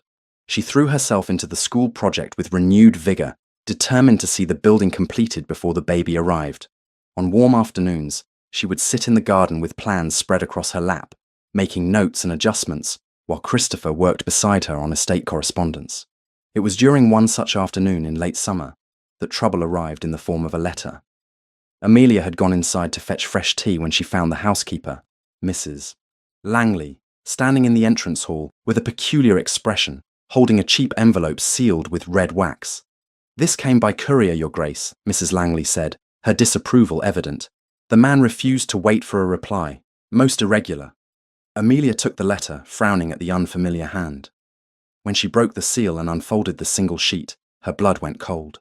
The letter was unsigned, but the writer identified himself as one who had access to certain public records regarding the trial of Lord Edmund Carwell. He had, he wrote, compiled a most interesting narrative about the Duke of Westonshire's marriage, one that painted Edmund as a victim of conspiracy, framed by an ambitious duke and his scheming mistress. The pamphlets were ready for distribution throughout London's coffeehouses and streets. Unless, of course, His Grace wished to reconsider certain financial arrangements. A sum of £5,000 would ensure the pamphlets remained unpublished. Instructions for delivery would follow. Your Grace? Mrs. Langley's voice seemed to come from a great distance. You've gone quite pale. I am well, Amelia managed. Please ask His Grace to join me in the library immediately. Christopher arrived within minutes, still in his riding clothes, his expression shifting from concern to cold fury as he read the letter. Percy Whitmore, he said flatly. I should have expected this. The man makes his living destroying reputations. Who is Percy Whitmore? Amelia asked. A so-called journalist who publishes scandal sheets. Half lies, half truth twisted beyond recognition. All designed to sell copies to those who enjoy seeing their betters humiliated. Christopher crumpled the letter in his fist. He is also a blackmailer, apparently. What do we do? Amelia's hand went protectively to her slightly rounded belly. If he publishes these lies, especially now with the baby coming, we do not pay him. Christopher's voice was steel. The moment we do, he will return with fresh demands. Blackmailers always do. Then what? They stared at each other for a long moment. Then Amelia straightened, a plan forming in her mind. We tell the truth first, she said. Before he can publish his twisted version, we write our own account and publish it in a reputable newspaper. The Times, perhaps. We control the narrative before he can poison it. Christopher's eyes narrowed thoughtfully. An open letter? Exactly. We state the facts plainly. Edmund's debts, his plots, his trial and conviction. We acknowledge that my arrival at your door was unconventional, but we explain why. We do not pretend to be perfect, but we make it clear we have nothing to hide. She moved closer to him. If we do this, we take away his power. He thrives on secrets and scandal. What use is his pamphlet if we have already told the story ourselves? A slow smile spread across Christopher's face. You are brilliant, he said simply. Absolutely brilliant. They spent the next 2 days crafting the letter together, sitting side by side at Christopher's desk, arguing over every phrase, stripping away anything that sounded defensive or apologetic. What remained was stark and honest, a straightforward account of how Amelia had overheard a murder plot, fled for her life, and found protection from the very man Edmund had planned to kill. They acknowledged the unconventional living arrangement that had followed, then explained the marriage as a practical solution that had grown into genuine partnership. The letter's final paragraph was Christopher's suggestion. We make no claim to perfection. We have made choices under extraordinary pressure that others may question, but we have not lied, nor have we fabricated charges against an innocent man. Lord Edmund Carwell was tried and convicted by his peers based on overwhelming evidence. We can only hope that what we have built together, a marriage based on mutual respect and shared purpose, will speak louder than the whispers of those who profit from scandal. The letter appeared in the Times 3 days later, occupying a full column on the editorial page. The response was immediate and mixed. Some readers expressed support, praising their honesty. Others remained skeptical. But crucially, when Whitmore's pamphlets appeared the following week, they fell flat. The public had already heard the story from the source, and Whitmore's lurid embellishments seemed crass by comparison. Within a fortnight, his sales had dwindled to nothing.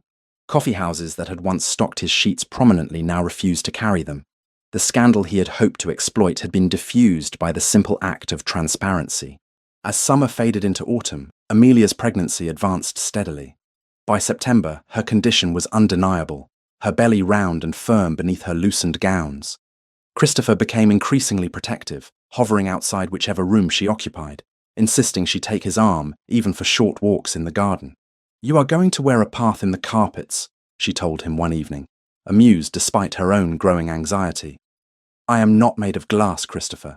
I know, he said, but his hand still rested protectively on her shoulder. Humour me.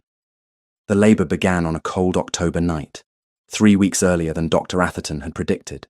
Amelia woke to a deep, rhythmic ache low in her back, and she knew immediately what it meant. Christopher, she said quietly, shaking his shoulder. It has started. He was awake instantly, his face pale in the moonlight. I will send for Atherton. The next hours blurred into a cycle of increasing pain. Doctor. Atherton arrived swiftly, his calm presence helping to anchor the rising tide of panic Amelia felt whenever she saw Christopher's face. They moved her to the lying-in room, where Mrs. Langley and a midwife bustled about with practiced efficiency, while Christopher paced the hallway outside. The labour was long. Not as catastrophically long as Caroline's had been, Atherton assured Christopher when he forced his way in to check on Amelia's progress, but long enough that darkness gave way to dawn, and then to midday before the final, urgent stage arrived. "I need you to push now, Your Grace," Atherton said, his voice cutting through the haze of exhaustion and pain. "The baby is coming." One more strong push. Amelia bore down with everything she had left, her vision whiting out at the edges, and then suddenly the pressure shifted, released, and a thin, outraged wail filled the room. "A girl," Atherton announced, his professional demeanour cracking into a smile. "A healthy girl, Your Grace. Well done."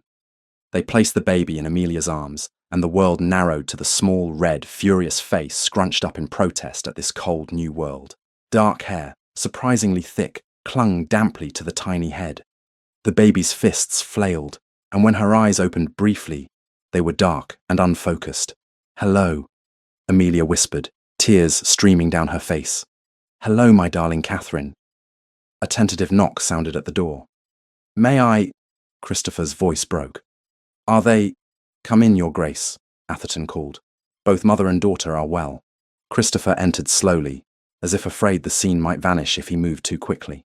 His gaze went first to Amelia, drinking in the sight of her alive and conscious, and only then to the bundle in her arms.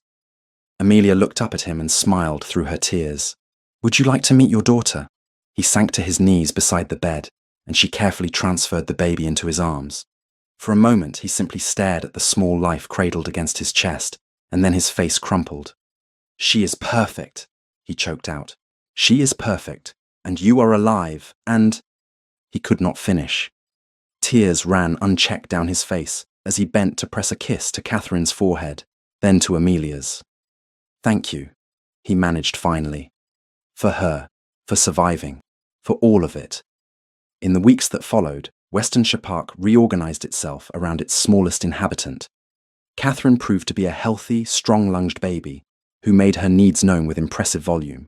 Christopher, defying all convention, was a constant presence in the nursery, frequently found pacing the floor with his daughter against his shoulder in the small hours of the morning. When Catherine was 6 weeks old, Christopher announced his intention to host a ball to present her formally to society. The invitations went out to a carefully selected list: political allies, local gentry, those who had stood by them through the scandal. On the night of the ball, Westonshire blazed with light.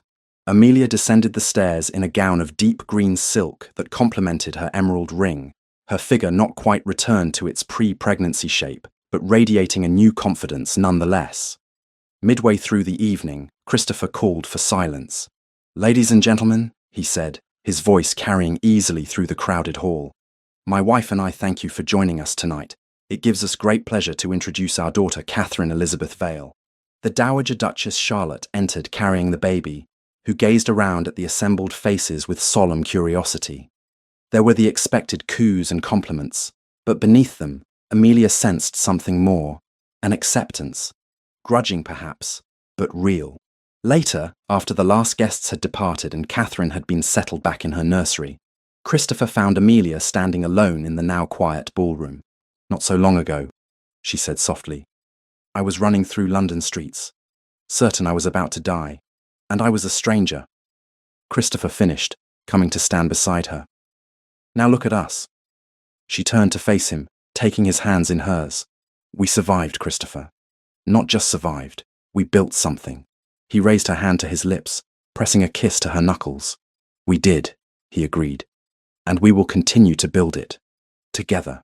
As they stood in the candlelit ballroom, the house quiet around them and their daughter sleeping peacefully upstairs, Amelia felt the past year settle into its place. Not forgotten, but transformed into the foundation of everything that was yet to come. 2.5 years after Catherine's birth, Westonshire Park had settled into a rhythm that felt, to Amelia, both hard-won and fragile. Morning sunlight spilled across the breakfast table, where a small, dark-haired girl sat swinging her legs, chattering to her father about ponies and picture books, while a nurse hovered discreetly nearby. Catherine's eyes, green like Christopher's, sparkled with curiosity. as she quizzed him about everything from the color of the sky to why birds could fly and people could not. Amelia watched them from her seat at the head of the table, a faint smile softening her features. Her hands rested over the swell of her second pregnancy, now in its final weeks. This time, the fear was tempered by experience. Dr. Atherton had monitored her closely, pronouncing the child healthy and Amelia's body well able to endure another birth.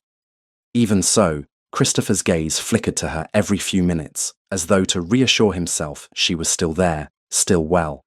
There were still moments when the past reached for her. A sudden clatter in an empty corridor, the slam of a door in a distant part of the house. And for a heartbeat, she was back in that cold, stinking warehouse with ropes biting into her wrists and Edmund's voice in her ears. The memories came less often now, softened by time and the steady presence of Christopher's hand at the small of her back. But they had not vanished. Perhaps they never would. Perhaps survival was not the absence of fear, but learning to live fully in spite of it. The labor with Henry began just before dawn on a mild spring morning. Unlike Catherine's tumultuous arrival, this child came into the world with far less drama. The pains were manageable, the progress steady. Amelia bore down when instructed, and within hours, a robust cry announced the birth of a son. The nurse laughed softly as she wrapped the squirming infant in a clean blanket. "A boy, Your Grace," Dr. Atherton said with quiet satisfaction. "Strong lungs. Both mother and child are in excellent condition." Christopher entered moments later, eyes bright with a mix of relief and awe. Amelia cradled the baby against her chest, his tiny fist curled around the edge of her shift. "Come meet your son," she said, her voice hoarse but full of pride. "Henry." He approached the bed slowly, as though afraid to disturb some sacred balance. When she placed the baby in his arms, his hands were surer than they had been with Catherine. The muscle memory of fatherhood easing the old, jagged edges of fear. "Henry," he repeated, testing the name. "Welcome, my boy." Catherine, brought in briefly under the watchful eye of her nurse, stood on tiptoe to peer at the bundle.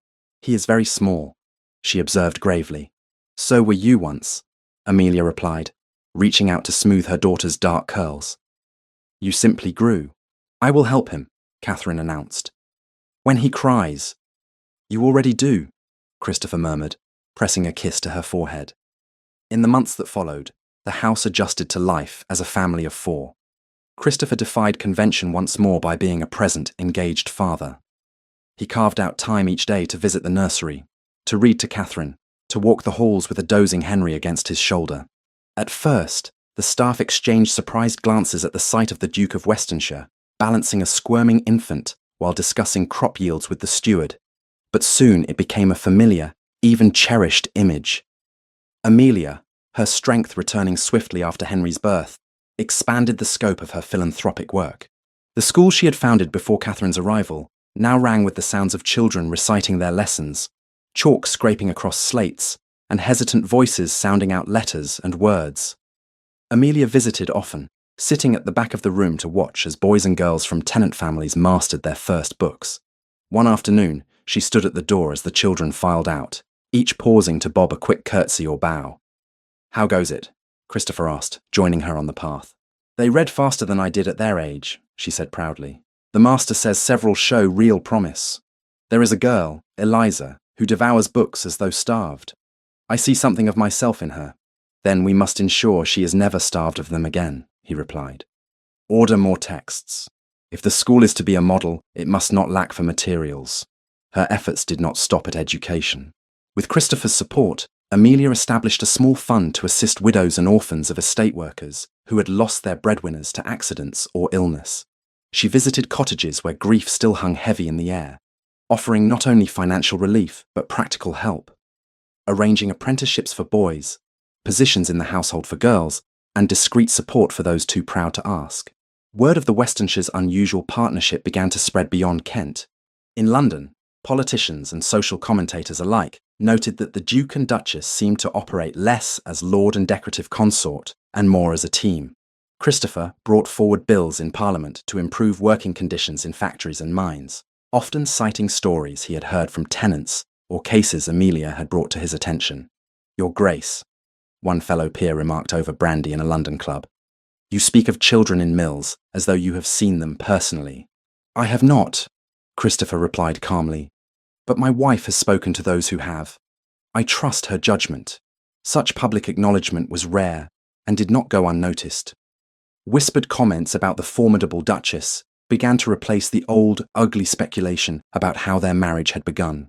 In the 3rd year after Catherine's birth, a letter arrived at Westonshire bearing the heavy seal of the prison authorities. Christopher stood in his study, the afternoon light slanting across his desk, as he broke the seal and read, "Edmund is dead," he said quietly when Amelia entered a few minutes later. She paused, reading the set of his shoulders, the tension in his jaw. How? Fever. It swept through the prison. He lasted 3 days. She approached slowly, resting a hand on his arm. How do you feel? She asked. It was not an idle question. He let the letter fall to the desk. Relieved, he admitted, and ashamed of that relief. We were raised together, you know. As boys we shared tutors and fishing rods and mischief. Somewhere along the way, our paths diverged so completely that I scarcely recognized the man he became. And yet, here I am, glad that he is gone, if only because it means he can no longer harm anyone. Relief is not the same as rejoicing, Amelia said gently. You are not glad he suffered. You are glad that chapter of your life is closed. Perhaps.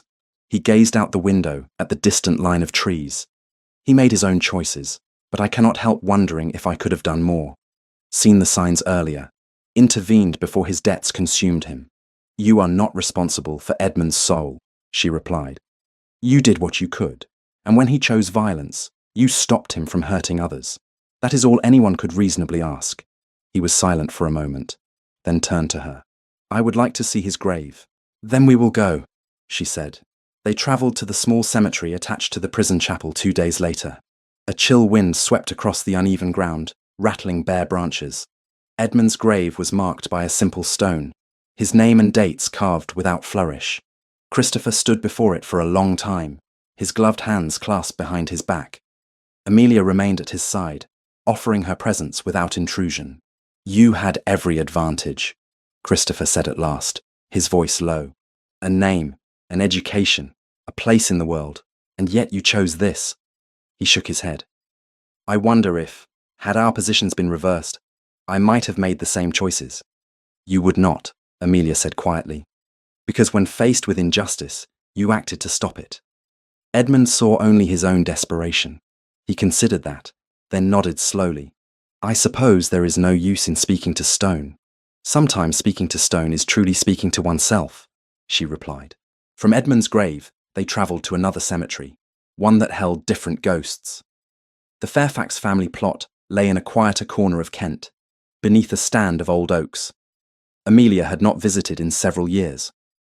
Now, with Catherine and Henry left safely at home with Charlotte and an army of nurses, she walked between the headstones with measured steps until she reached the one that bore her father's name. Viscount Charles Fairfax, the stone read. The dates seemed both recent and impossibly distant. Amelia knelt, brushing away moss from the carved letters. I have thought of you often, she said softly. I used to imagine what you would say if you could see me now. A duchess, a wife, a mother. Christopher stood a respectful distance behind her, hands in his coat pockets, head bowed slightly. I hope, she continued, that you would be proud, not of the title. I know how little that mattered to you in the end, but of the way I have tried to conduct myself. You taught me that dignity is not given, it is maintained. I have tried not to forget that, even when it would have been easier to surrender. She reached out and rested her fingertips against the cool stone. You taught me to love fiercely and to stand my ground. Those lessons have carried me further than I ever imagined they could. When she rose, Christopher took her hand. He would be proud, he said simply. Anyone would. In the months that followed, the repercussions of Edmund's death rippled quietly through their world. His remaining family, cousins who had avoided taking a public stance during the trial, sent tentative letters seeking reconciliation. One such letter arrived on thick, expensive paper from Edmund's younger sister, Lady Margaret. My dear Christopher, it read in part, I cannot defend what my brother did. I only know that I may have been a coward in my silence. If there is any way, However small, to mend what has been broken between our branches of the family, I would welcome the chance. Christopher read the letter aloud to Amelia in the drawing room one evening, the fire casting warm light across their faces. "What do you think?" he asked when he finished. "I think she is trying," Amelia said. "And that counts for something. You always told me you did not wish to be consumed by bitterness. Forgiveness does not erase what Edmund did, but perhaps it prevents him from continuing to poison what remains." He considered that, then nodded slowly. "Very well. We will invite Margaret to visit, carefully, with boundaries." The first meeting was awkward. Lady Margaret arrived with reddened eyes and a demeanour that suggested she expected to be turned away at any moment.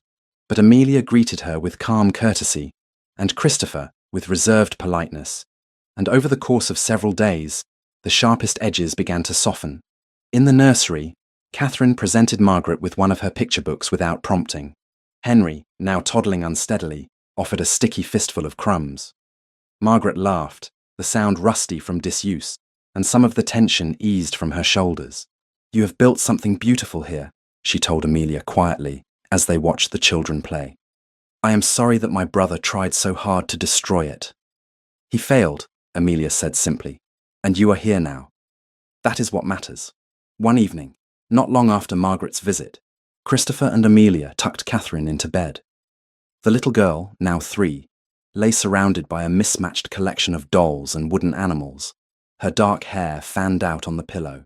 "Tell me a story," she demanded, clutching her father's sleeve. "About when I was small."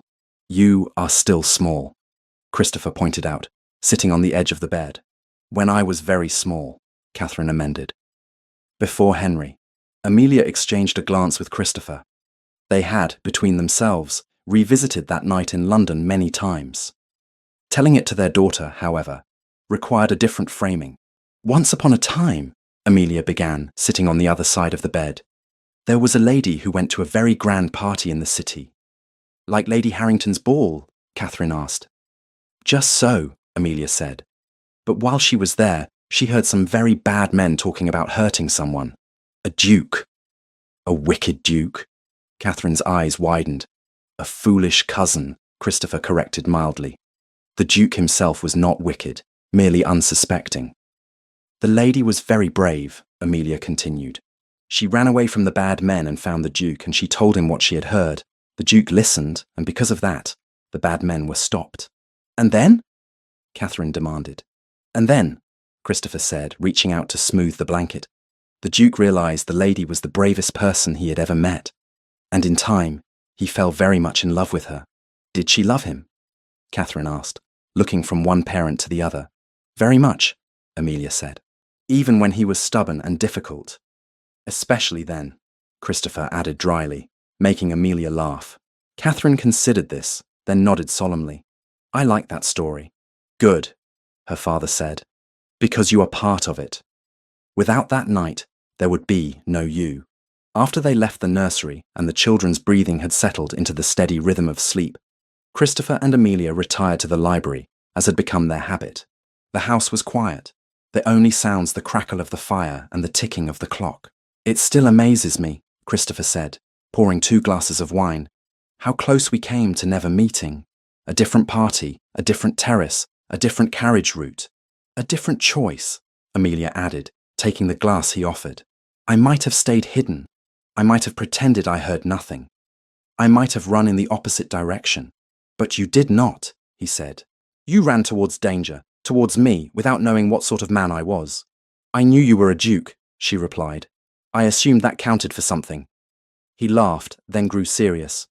"It does not always, but in this case, I am glad it did." They sat in companionable silence for a while, the weight of the years between that night and this one settling around them like a well-worn cloak. "We have come far," Amelia said at last. "Further than I would have believed possible," Christopher agreed. "There were times, in those early days, when I thought the scandal would swallow us whole." "And yet here we are," she said, "with 2 children asleep upstairs, a school full of laughter, and tenants who trust us. A cousin in his grave," he added quietly. "Another slowly returning to our lives, and a past that no longer feels as though it might spring up and devour us at any moment." Amelia leaned her head against his shoulder. "Do you regret any of it?" she asked. "Truly?" He thought for a long moment. "I regret that Edmund made the choices he did. I regret that you were ever in danger because of my family. But as for the rest," he turned his head to press a kiss to her hair. "No, I do not regret the path that led me to you." "Nor I," she said. "Even the hardest parts shaped us into who we are now." He raised his glass. "To the night you ran into my arms and upended my life." She clinked her glass lightly against his. "To the life we built from that chaos." As the fire burned low and the house settled into sleep, they sat together in the quiet. Two people who had faced down scandal, violence, and grief, and come through not unscarred, but undeniably whole.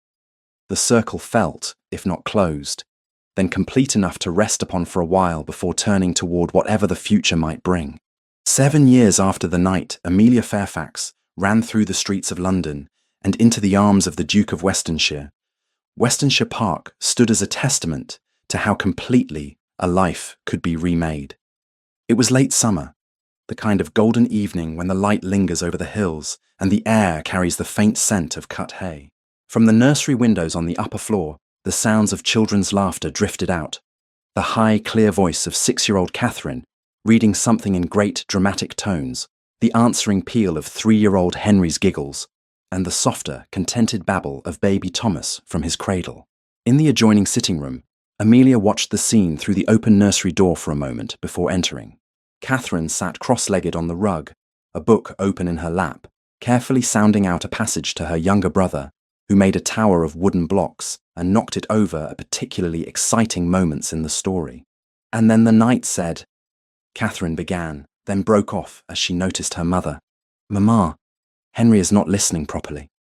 "Henry is constructing his own tale," Amelia said, smiling as she crossed the room. "One with far more destruction, it seems." Henry looked up at her with Christopher's green eyes and an impish grin. "The dragon knocks the tower down," he explained, sending the blocks tumbling again. "In that case," Amelia replied, "the knight will simply have to build it again." She bent over the cradle where Thomas lay, round and pink-cheeked, his tiny fists waving as he studied the world with solemn blue eyes. At barely a few months old, he was already the quietest of the three, content to watch and listen. "How is our philosopher today?" she murmured, smoothing a hand over his downy fair hair. "He likes when I read," Catherine said. "He moves his hands just like this." She demonstrated a vigorous flailing. "Then you must keep reading to him," Amelia said. "Between the three of you, there will be no lack of stories in this house." A nurse entered to begin the children's evening routine, and Amelia kissed each child in turn. Catherine's forehead, Henry's crown, which already smelled faintly of grass and mischief, Thomas's soft cheek, before leaving them to their baths and bedtime. She found Christopher in his study, surrounded by neatly stacked papers. The light from the setting sun slanted across the room, gilding the edges of leather-bound volumes and picking out strands of silver at his temples that had not been there 7 years before. "You are late," he said without looking up, though the warmth in his tone took any sting from the words. "I thought the children had eaten you alive." "Henry did attempt to feed me a wooden soldier," she replied, coming to lean against the edge of his desk. "But I managed to negotiate an exchange." I read them a chapter. They allowed me to escape. He looked up then, his eyes softening as they took in the familiar details. The pale blue of her gown, the loose tendrils of golden hair that had escaped her chignon, the faint tiredness at the corners of her eyes that came from managing a household, 3 children, and half a county's worth of charitable endeavours. "You have ink on your finger," he observed, reaching for her hand. "School reports?" "Always," she said wryly. "The master sent the latest lists. Our Westonshire school now has 72 pupils enrolled, and there are inquiries from neighbouring estates asking if their children might attend as well." "Which proves what I told you," Christopher said, turning her hand over and brushing his thumb across her knuckles. "What you began here was never meant to remain only ours. It is a model others are eager to follow." The school had grown beyond anything Amelia had first envisioned. What had started as a single-room building for estate children had expanded. An additional classroom, a small library, a teacher's cottage. Visitors from other counties had come to see it, to observe the strange spectacle of farmers' sons and daughters, reading, writing, and learning arithmetic, as though such things were their right. "And in London?" she asked. "How did the vote go?" He smiled. The slow, genuine smile that had become more frequent in recent years. It passed. Barely, but it passed. Regulations on working hours for children in factories will be tightened. It is not everything we hoped for, but it is a beginning. In that case, you will need to find a new cause to torment your fellow peers, Amelia said. "You are becoming known as a dangerous man, Christopher." "I should hope so," he replied. A duke must justify his existence somehow. There was a knock at the door. The butler appeared, bowing slightly. "Your Graces, the carriage is ready. If you wish to arrive at the palace in good time—" "Of course," Christopher said. "Thank you, Harrison. We will be down presently." When the invitation from the Queen had arrived a month earlier, bearing the royal seal and a carefully worded commendation for their notable contributions to social welfare and education, Amelia had stared at it for a long time, a strange mixture of disbelief and vindication washing over her. 7 years ago, she had been dismissed from a lady's service in disgrace. Now the Crown itself saw fit to honour her work. In their bedchamber, she stood before the mirror while her maid fastened the sapphire blue evening gown she had chosen for the occasion. The colour brought out the brightness of her eyes, and the cut flattered a figure that bore the subtle changes of 3 pregnancies with ease and grace. Around her neck, she wore a necklace of modest but elegant diamonds. On her finger, as always, gleamed the emerald engagement ring and the simple gold wedding band. Christopher came in as she pinned the last strand of hair into place. He wore evening black and white, his star and sash of a recent Order of Merit, adding formal splendour to his already imposing figure. "You are beautiful," he said simply, coming to stand behind her. Their eyes met in the mirror. "I suspect Her Majesty will struggle to remember she invited us for our minds." "It would not hurt you to let her think otherwise," Amelia replied. "You have spent years battering her ministers with reforms. A little distraction might be welcome." He slipped an arm around her waist, drawing her back against him for a moment. "Do you remember," he asked quietly, "the first time you borrowed a gown? At the Carwell ball?" She did. Pale blue silk. Years out of fashion but carefully maintained. Borrowed from Lady Hutchinson's cousin, because Amelia owned nothing suitable. How out of place she had felt in that glittering room. How invisible. And then, how suddenly, dangerously visible. "I remember everything about that night," she said, "especially the part where I nearly broke my neck on your front steps." "You did not," he said. "You broke my solitude instead. It was a far cleaner wound." The carriage ride to the palace took them through streets that had seen their story from beginning to end. Mayfair squares where whispers had once circulated about the Duke's scandalous houseguest. Thoroughfares where pamphleteers had hawked Percy Whitmore's venomous sheets. Corners where Amelia might have collapsed and been lost if one carriage had not happened to turn at just the right moment. Now, people they passed turned to look with open curiosity and something like respect. Newspapers in recent months had praised Christopher's tireless advocacy in Parliament and Amelia's growing network of schools and charitable societies. The shadows of Edmund and Whitmore had faded, replaced by newer scandals that did not concern them. At the palace, they joined a procession of guests ascending marble steps beneath towering columns. Inside, the great hall shimmered with candlelight and gold leaf, the air rich with the mingled scents of perfume, beeswax, and polished wood. Liveried footmen guided them through a sequence of anterooms until they reached the vast state dining chamber. Amelia had never been in such a room before. The ceiling soared overhead, painted with allegorical figures floating among clouds. Long tables, gleaming with crystal and silver, flanked the central aisle where honoured guests would pass to be received. They waited their turn in line, Christopher's hand resting lightly over hers, the murmur of voices around them, a comforting hum. When their names were announced, His Grace the Duke of Westonshire and Her Grace the Duchess of Westonshire, Amelia felt, for a fleeting instant, the echo of that first terrifying introduction years ago at their wedding, when she had stepped into a role she was not sure she could inhabit. Now she could. The Queen received them with formal warmth, making brief but pointed mention of Christopher's legislative successes and Amelia's remarkable efforts in the education of the lower classes. There was a time when those words might have carried a hint of condescension. Tonight, they felt like acknowledgement. At table, Amelia found herself seated between a cabinet minister and a bishop. Years ago, the prospect would have paralyzed her. Now, she spoke confidently about the practical effects of recent laws on tenant farmers, shared stories from the Westonshire School, and asked precise questions about the implementation of new factory regulations. Christopher, further down the table, engaged a senior lord in a discussion that was clearly more negotiation than polite conversation. During a brief pause between courses, Amelia excused herself to a smaller withdrawing room to catch her breath. The intensity of the evening, the weight of ceremony layered atop memory, pressed against her ribs in a way that had nothing to do with corsetry. She had just taken a seat near a window when a familiar voice, smooth and a little tentative, spoke her name. "Miss Fairfax, oh, forgive me. Your Grace." Amelia turned. Lady Helena Hutchinson stood a few paces away, fan twisting nervously in her gloved hands. Time had left its mark on her. More lines at the corners of her mouth, a certain brittleness in her posture, but she was unmistakable. Amelia rose, the past and present intersecting so sharply that for a heartbeat she could not speak. "Lady Hutchinson," she said at last, "it has been a long time." "Too long," the older woman replied, "though I confess I did not expect to see you here of all places. And yet, here we both are," Amelia said evenly.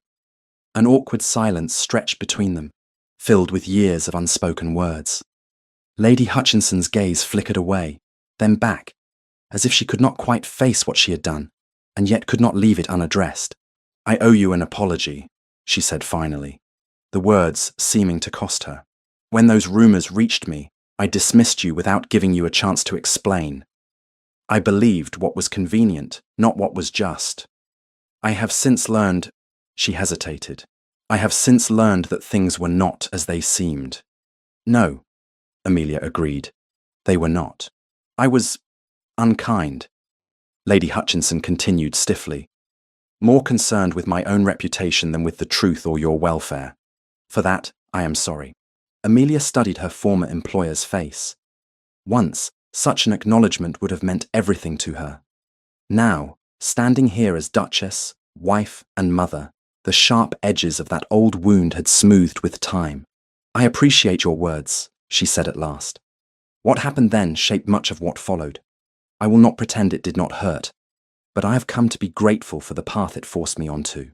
Lady Hutchinson's fan stilled. "You are more generous than I deserve." Perhaps," Amelia said. "Or perhaps I have simply learned that carrying bitterness does me more harm than those who wronged me." Another silence, this one less strained. "I am glad you found your way," Lady Hutchinson said quietly. "Truly." "Thank you," Amelia replied, inclining her head. "Enjoy your evening, Lady Hutchinson." When Amelia returned to the dining hall, Christopher's eyes found her at once across the candlelit space. He lifted a questioning brow. She answered with a small, reassuring nod. Later, in the carriage on the way home, she told him about the encounter. "She apologized?" he asked, one arm resting along the back of the seat behind her. "As much as a woman like her can," Amelia said. "It was less about me and more about easing her own conscience, I suspect. But it cost her to say it. Do you forgive her?" "I let go of my anger years ago," she replied. Tonight simply put words to that decision. He reached for her hand in the dark carriage and squeezed it. "I watched you tonight," he said, "speaking to ministers as if you had been born to it, accepting royal compliments with perfect poise, and then calmly dealing with the woman who once cast you out. I have never been more proud of you." She turned her head against the squabs to look at him. "I could say the same of you. The boy you were, crushed under your father's expectations, would scarcely recognize the man who stood up tonight and spoke to power as an equal. The boy I was would certainly be astonished to find himself married to a woman who terrifies half the House of Lords," he said with a faint smile. "Half?" she echoed. "I must try harder." They arrived back at Westonshire late, the house quiet save for a few lamps left burning in the entrance hall. The butler informed them that all 3 children had gone to bed hours earlier, though Catherine had done her best to bargain for permission to wait up. "You may see them in the morning, Your Graces," Harrison said tactfully. Amelia and Christopher climbed the familiar stairs together. At the nursery door they paused on an unspoken impulse. Inside, the fire burned low in the grate, casting a soft glow over 3 small beds. Catherine slept sprawled sideways, hair fanned across the pillow, a book still clutched in one hand. Henry had somehow kicked free of his blankets, one leg flung over the side of the bed in defiance of all order. In the cradle, Thomas lay on his back, his tiny chest rising and falling in steady rhythm. Amelia moved between them, tucking Henry back under his covers, gently extricating the book from Catherine's grasp and placing it on the table beside her bed. Christopher stood by the cradle, looking down at his youngest son, with a tenderness that still caught her breath. "They will wake early," she whispered. "They always do," he replied softly. "It is their chief weapon." They withdrew to the corridor, closing the door with care. Rather than turning immediately toward their own rooms, they walked in companionable silence down the long gallery that overlooked the gardens. Outside, the last light of day lingered on the horizon, painting the sky in streaks of pink and gold. The gardens below, once merely a backdrop to a life Christopher had thought would be solitary and dutiful, now held the echoes of children's games, family walks, and conversations that had reshaped both their futures. "Do you ever think," Amelia asked quietly, "about what might have happened if I had not run to you that night?" "Often," he said. "I would likely be dead. Edmund's poison would have done its work at Harrington House, and some other cousin would now be Duke of Westonshire. And I," she said, "would have been found eventually. Or not. Either way, I would have been lost." He stopped, turning to face her fully. "You saved my life," he said simply, "and I saved yours. There is no version of that night worth imagining in which we do not find each other." She considered that, then nodded slowly. "We have told Catherine a softened version of the story," she said. "One with fewer villains and less running. She is 6, he pointed out. We have time to add layers." They resumed walking, their shoulders brushing lightly. "When we visited my father's grave," Amelia said after a moment, "I told him I hoped he would be proud of me. Of us. Sometimes, when I watch the children, or see the school full, or hear of one of your bills passing, I feel as though I can almost hear him approving." "I feel the same when I think of my mother," Christopher replied. "She longed for a life less constrained by appearances, more concerned with substance. I like to believe she would approve of how we have chosen to use what we were given." They reached the end of the gallery, where tall windows overlooked the oldest part of the gardens, the very walk where, years ago, they had taken some of their first, tentative steps toward understanding one another. Now, the paths were familiar, the flower beds grown fuller under Amelia's direction, the benches worn smooth by use. Without speaking, they turned and descended the stairs leading outside. The evening air was cool on their faces, the last birds calling to one another in the hedges. They walked slowly along the gravel path, their footsteps crunching softly. "Do you remember," Amelia said, "how uncertain everything felt when we first walked here together? I was your guest, your problem, your scandal. You were a stranger who happened to be a duke. I remember thinking," he said, "that you were the most infuriatingly self-possessed woman I had ever met. You had lost everything, and yet refused to beg. It was inconvenient and deeply compelling." She laughed quietly. "I remember thinking you were far kinder than you pretended to be. Beneath all that reserve, there was a man who took his duties seriously, who wanted to do right even when it cost him." He slipped his arm around her shoulders, drawing her a little closer as they walked. "We were both right, as it turns out." They reached a bench half hidden by rose bushes and sat, the sky darkening above them, the first stars appearing. From here, they could see the faint glow of light from the nursery windows, the silhouette of the chapel where they had wed, the distant outline of the schoolhouse at the edge of the village. "It began with terror," Amelia said softly, "with me running for my life and you choosing to believe a wild story from a stranger. For so long that night felt like a wound I could not stop prodding. Now when I think of it, I feel—" She searched for the word. "Gratitude." "So do I," Christopher said. "Not for the danger itself, but for what it forced us to become. Left to my own devices, I would have continued as I was, dutiful, withdrawn, half alive. You shattered that, and you gave me back a sense of worth," she replied. "Not because you made me a duchess, but because you treated me as an equal when I had nothing to offer you but the truth." They sat in silence for a while, watching the last light drain from the sky. "Whatever comes next," Amelia said eventually, "we have already faced more than most. Murder plots, trials, scandal, childbirth." "Percy Whitmore," Christopher added dryly. "Indeed," she agreed. I feel as though the universe has exhausted its more dramatic tricks. Do not tempt it, he replied. But yes, whatever storms arrive, we have weathered enough to trust that we can stand together through them. He turned to look at her, the fading light catching the familiar planes of his face, the lines at his eyes that spoke of laughter and worry, and years lived fully. I love you, he said simply. I know, she answered, the words warm and steady. And I love you. They rose at last, the chill of the evening deepening. As they walked back toward the house, its windows glowing softly against the encroaching dark, Amelia glanced back once at the gardens, at the path they had just walked. A desperate run had brought her here. Now, she walked by choice at an easy pace beside the man she had chosen and who had chosen her in return. The life they had built, full of work and duty and noise and love, felt less like a miracle now, and more like the natural outcome of two people who had refused to surrender to fear or to the stories others tried to write for them. Inside, their children slept, their projects waited, the future stretched out in ways neither of them could fully see. But whatever lay ahead, it would be faced as everything else had been since that first night, together.